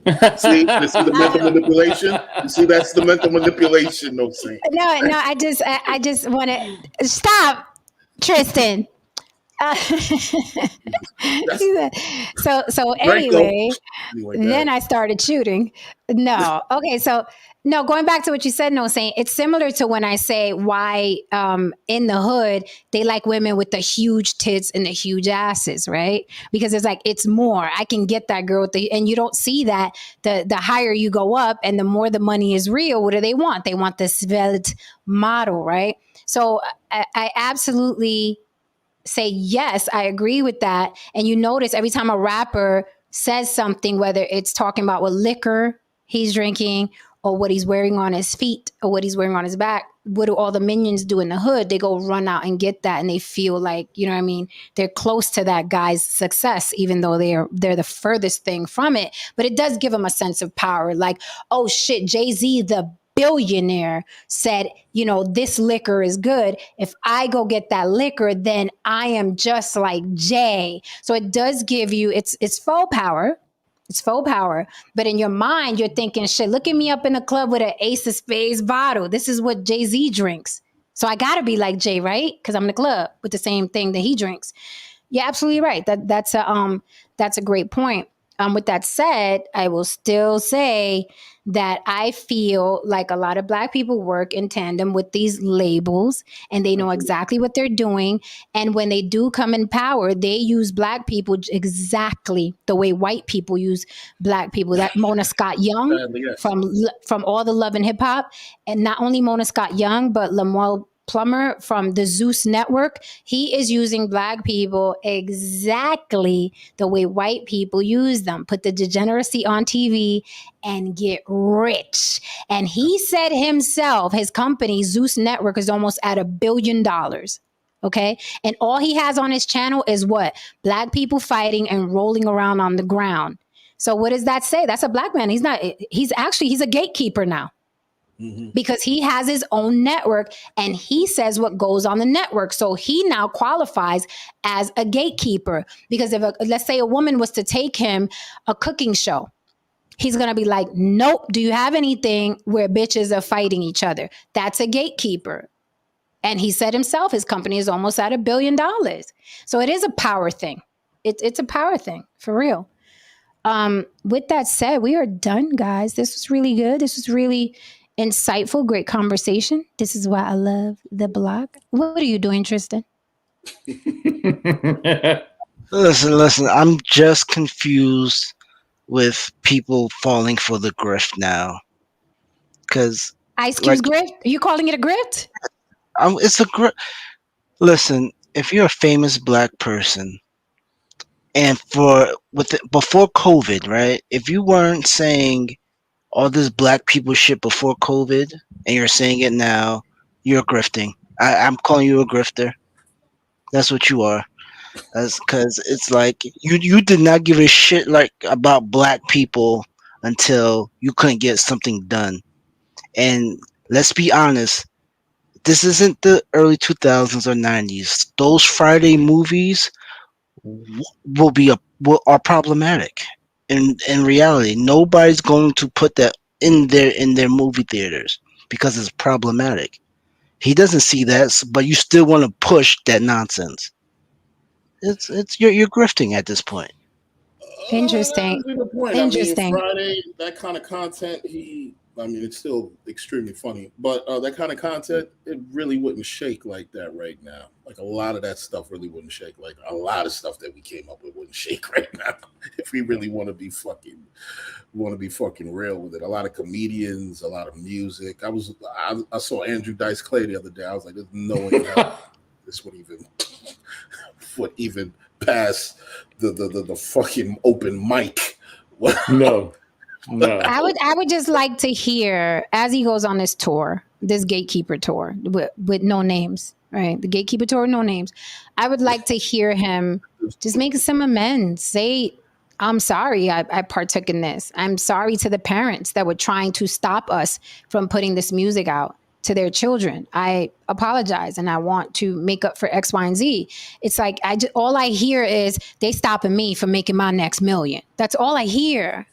That's really all I hear. And I'm like, I can't get on that. I can't jump on that bandwagon. So with that said, fellas, no last parting thoughts. If not, I'm out of here. I got steaks, wild rice, okay, and some spinach waiting for me. So All right. that was it. I'm Good. fine. I love you, Tristan, No Saint, and Haran. And I will see you guys Monday. Lily will be back with us very, very soon. We miss her very, very much. And we will keep in touch, guys. Don't forget to hit that like and subscribe on your way out the door. Tristan, you got anything for us? I don't know if I showed this one because it's typed here, but I don't remember showing it. But It's okay. Somebody probably didn't see it. okay, so put me on the big screen, because this is what Ice Cube needs to remember, and everybody in the chat and in your life. No matter if you see the glass is half empty or half full, always remember you have water. Love it. Very good. Love you all. Class dismissed. Good night. I love it. Good night, guys. Don't forget to hit that like and subscribe on your way out the door. Okay. Don't forget to support the show. Cash App on the block with Jen. Throw mama a super chat or a Cash App after I'm off air. That'll be really, really nice. Okay. Makes me understand and know that you are enjoying the content. Be good. And if you can't be good, be careful, mi gente. And we'll see you guys here next week. Good night. Good night, Mr. Unicorn. We want to see you back up on the panel soon, mama. All right, guys. Good night.